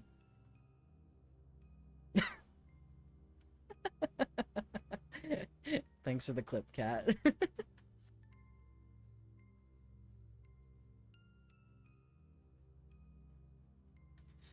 So, a matter of the heart. Sophia's trusting. My willpower will go down, but I don't want my willpower to go down. Hide alone. Embittered. Matters of the heart. Sophia's trusting. Sophia. So this one, my willpower would go down, which I kind of need because I don't have a lot of it. Yeah, I'm gonna do this. Oh boy. I've made a choice. You pull yourself together and walk slowly to the half-collapsed doorway. This might kill me. Stays behind. The tall young Arkan stares you down, his condescending smile dripping with scorn. In your most assertive voice, you answer his question. You'll find no fugitive girl in this house. What are you doing here, boy? I wasn't speaking to you. Out of my way. Autumn needs no permission to enter, so he steps inside. You stand in his way. You have already assured the young Arkan there is no one else inside. You have done him a great service. What makes him doubt your words? Why, you lowlife, how dare you stand in an Arkanian's way? You must have lives to spare. Autumn backhands you with an immense strength, enough to send you flying. The Arkan draws his sword, it rises it into the air, but then one of his men shouts, Sir, there she is! The Arkan turns around and briskly walks away. Sophia uses your distraction to climb out the window in the back. You jump to your feet and escape the house in the same way. Sophia's slight silhouette in the gaining distance far ahead. One of the Autumn's men is chasing her down, ready to catch her at any moment. But then, something... Ooh.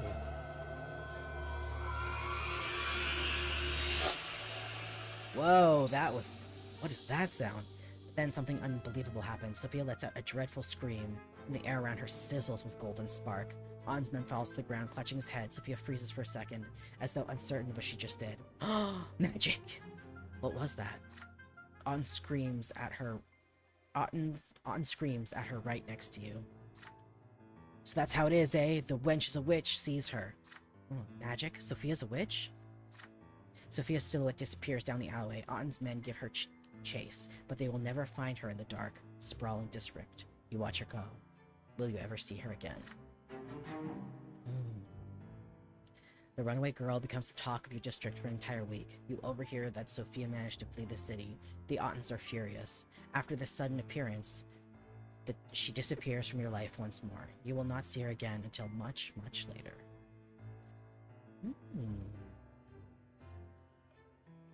Fascinating. I want magic. God damn it. I want magic too. Give me magic.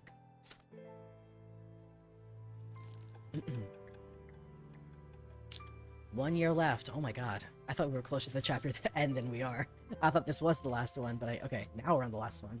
You're about to turn 15, just one step away from adulthood. Mother is acting anxious at dinner today, barely touching her food. You exchange glances with Gloria, but she carefully tells you that she wants to go to the tailor. Mother shudders, and her hands clutch into fists. No, don't you dare leave home today. I forbid it. That dirty heretic Fotis is preaching his lies under the silver tree today. Twins willing, I don't want you to hear any of that. You and Gloria glance at each other again. Fotis, he is a patriarch? The head of the clergy throughout the entire province. That is the first time you've heard Mother speak like this about a priest, especially such a high-ranking one. Once you leave the dinner table, Gloria comes to your room with a cunning expression on her face, like she's about to play a trick on someone. She has a plan. The two of you should sneak out of the house and go to the silver tree. You simply must hear that sermon for yourself. What's so bad about Patriarch Fotis? Why does Mother hate him so much?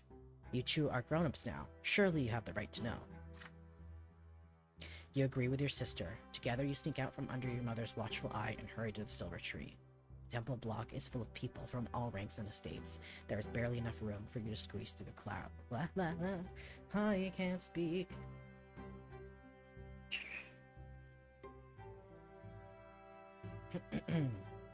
I must lube up my voice. 1 second.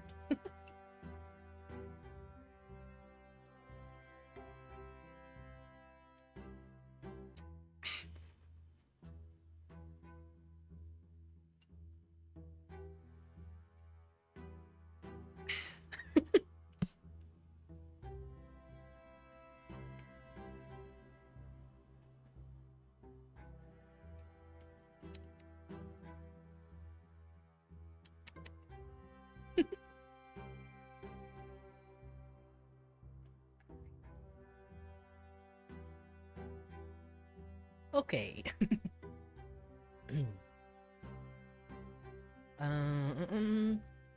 Crowd has gathered around the very root of the tree. Gloria suggests that you climb up the roof of a nearby building so you can hear and see everything better. And not a moment too soon. From the roof, you see a tall, silver-haired priest step on the platform by the tree, dressed in the common black robe that looks far beneath his rank. Yet he stands like a noble before the crowd. Behind his back is a banner flapping in the wind, the open book. This is the symbol of the new faith. The new faith, the crowd whispers. The patriarch holds his hand up to the sky, and the entire temple block grows quiet. He begins his sermon, his vibrant voice rolling across the square. Fotis speaks of a great mistake. We entrusted ourselves to the lots as the only way to fulfill divine providence in this world. But for all these years, the will of the twins has been interpreted for us by a single man, Prophet Isatius. The twins are ever watching from atop the shining pillar. Of this we have no doubt, but how can we so blindly believe that we truly follow their will by following the lots? We have not seen the three lotus.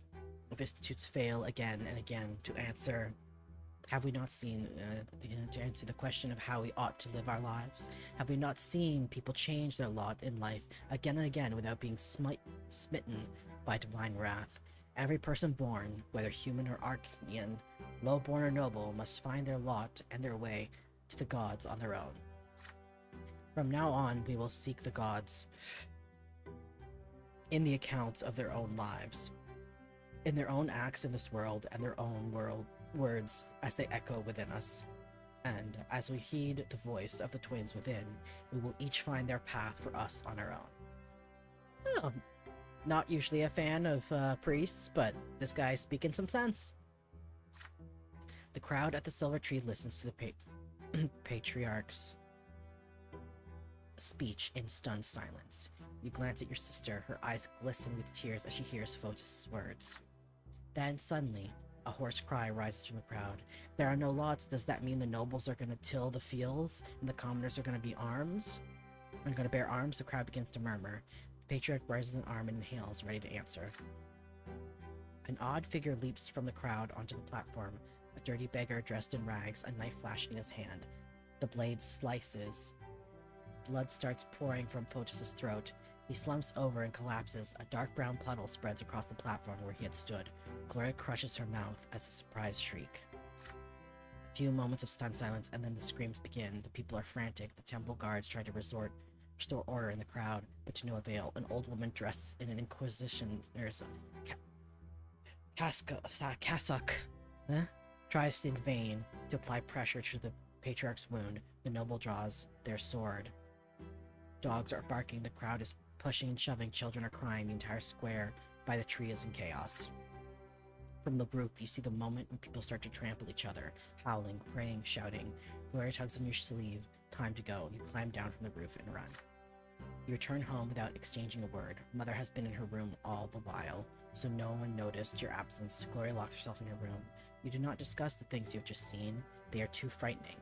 But your parents discuss every detail of the bloodstained sermon over dinner. This is unbelievable. A patriarch murdered in plain sight? The Gendamars and the Archduke's guards have searched every corner of the slums, and their murderous beggar has disappeared without a trace. I can't even imagine a more gruesome crime. Fotis has died a true death, never to return from the hereafter. But how? Why can't the patriarch be reborn? He's so close to the twins. Such is the way of the world, my children. Once you are granted great power by the twins, there's no hope for you to come back, not even after the first of your deaths. Emperors, their powerful vassals, heads of great arcane dynasties, patriarchs of the church, none of them are destined to be reborn. Interesting. Fotis is gone forever. I fear for his soul. It was lost in doubt. Will the twins accept him upon the peak of the pillar? We must pray for the patriarch, children. Let us hope he managed to return to the true old faith before the moment of his passing. But there is little hope of that.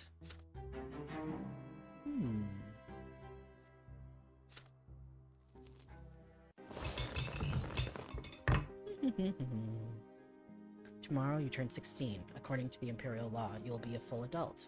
Your time at Sir Tibor's school has ended. You have studied enough to apply for the Imperial College and earn the judge's trade there. You are to travel to Eternia tomorrow. Your friend Thomas will go there with you to try his luck in the Imperial capital. Mother and father prepare you for the long journey. Remember, son, there is only one goal for you. You must become a student at the Imperial College. Your teachers dragged you through all those books for a reason. You have the knowledge and the fervor to be ennobled by the mantle, as I was, and my late father was, as my late father was before me. And who knows, maybe one day you will be the one to write the Brante name in the blue book and ensure that your children's children will be noble by birth. Then mother speaks to you carefully. There is worry in her eyes. But Robert, there may be another path for our son.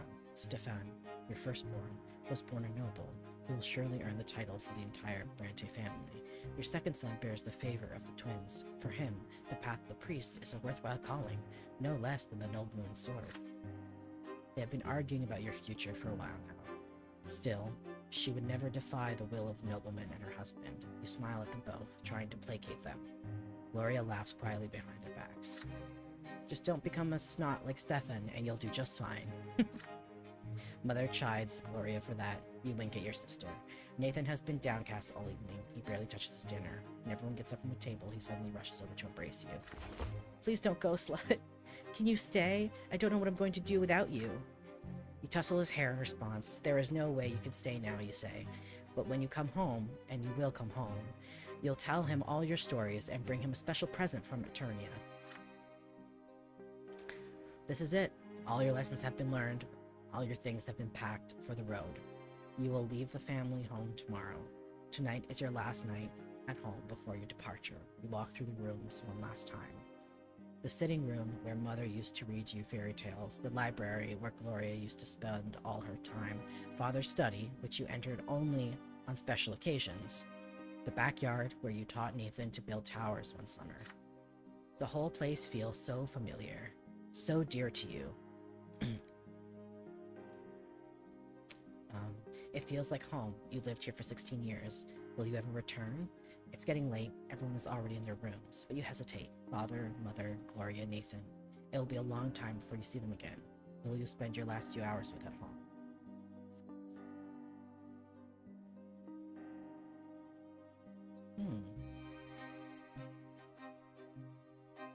Ingenuity will go up. Spirituality will go up. But willpower, I am lacking in that. And I am curious what my brother is up to. Because it says you're still awake. Go to your mother's chambers, knock at the door. I can't do this one because I don't have enough. Yeah. But this one could be interesting. Let's see what this does.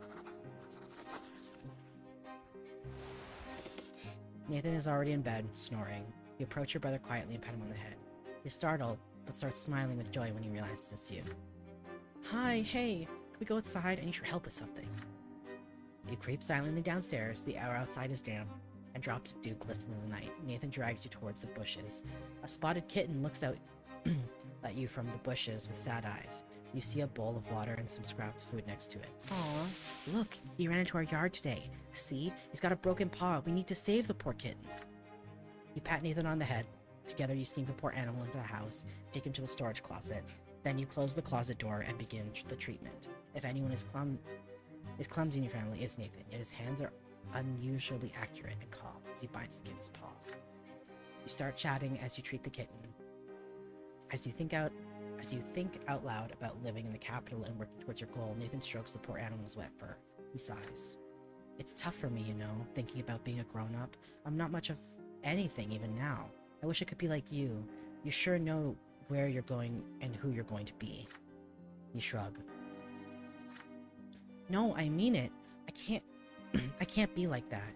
They say I'm going to study too, and go to Eternia and become a priest, or go to the college, but there's no way I can make it there. Does that mean there's nothing else out there for me? You'll be leaving soon, and I'll be all alone here. You'll write to me. I know you will. And you'll come back one day. But I'm scared. Scared I might lose my way when you're not around. You'll come back, but it'll be different. You'll be different. I'll be different too. You swear to Nathan that even if everything changes, you will always be his brother. You will always be there to offer him advice and support, and you have no doubt that he will find his way in life. It just takes time to find yourself, sometimes more than you might expect. The sun is about to rise. You should rest before the long trip, but you are not too tired at all. Nevertheless, it's time for bed. Before you leave, Nathan hugs you again.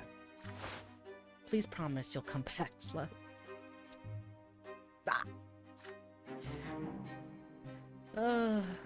You swear to him that you will. You get into bed and fade away into gentle, happy sleep. They will be waiting for you back here, no matter what.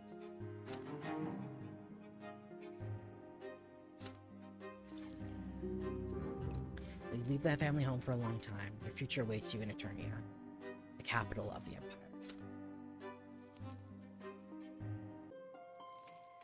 Grow up and become a young man. The last night was your final night at home. The carriage is now waiting at the gate, ready to take you to the capital.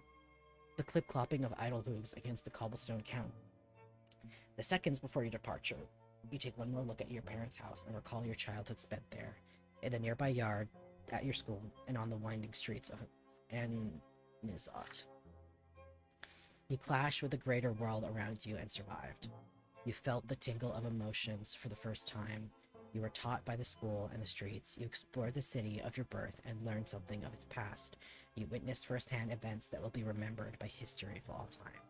And of this is yours. And all of this is yours now, forever.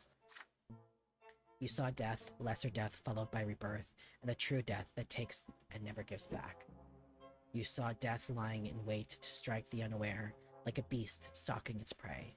You saw grandfather's angry grimace lit by the flickering fire of the lamp, the Archduke's cavalry trampling those who stood in their way, and your older brother's bloodied sword slicing through the air. The death has followed you from a very young age. And yet you live on.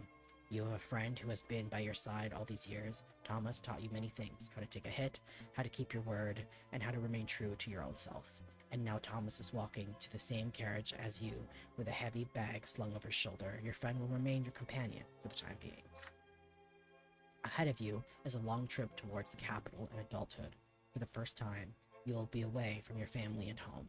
What awaits you in the future? Look at that. I've done all the things.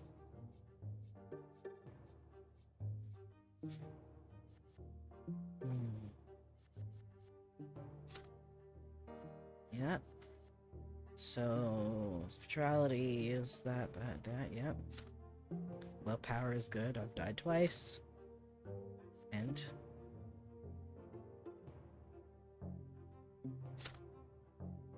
continue. Here we are. Childhood, adolescence, youth. And there's going to be peacetime then, the revolt. That'll be interesting.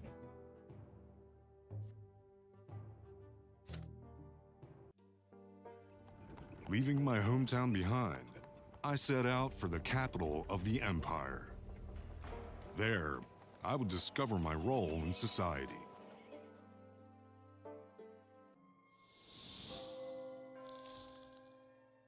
And this will be saved for a next stream.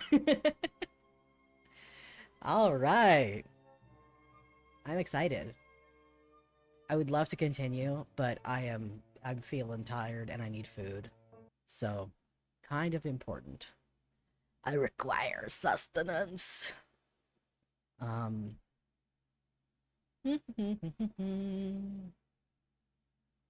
Let's see. Who should we raid? Mahaha.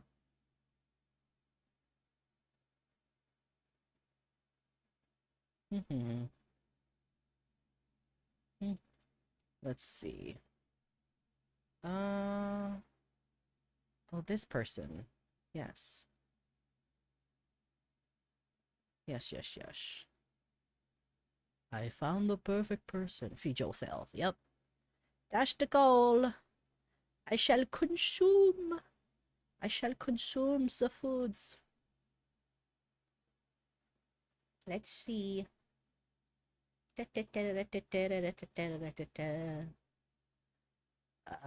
Let's raid this person that I've come into their chat before. They're an artiste. So if you're an art lover, it looks like they're drawing.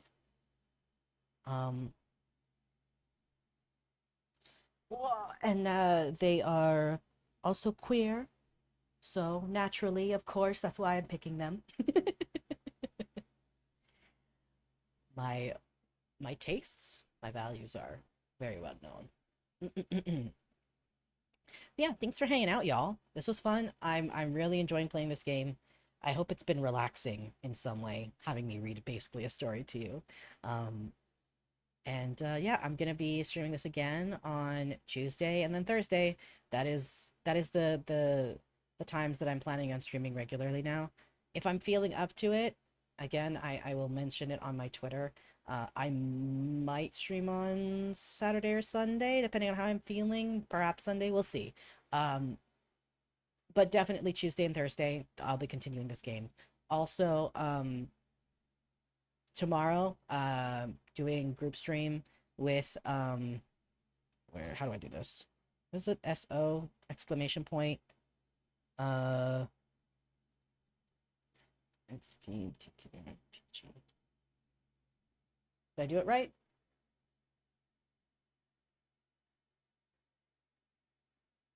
I don't know if I did that right. I don't think I did. Is it exclamation point? Hold on.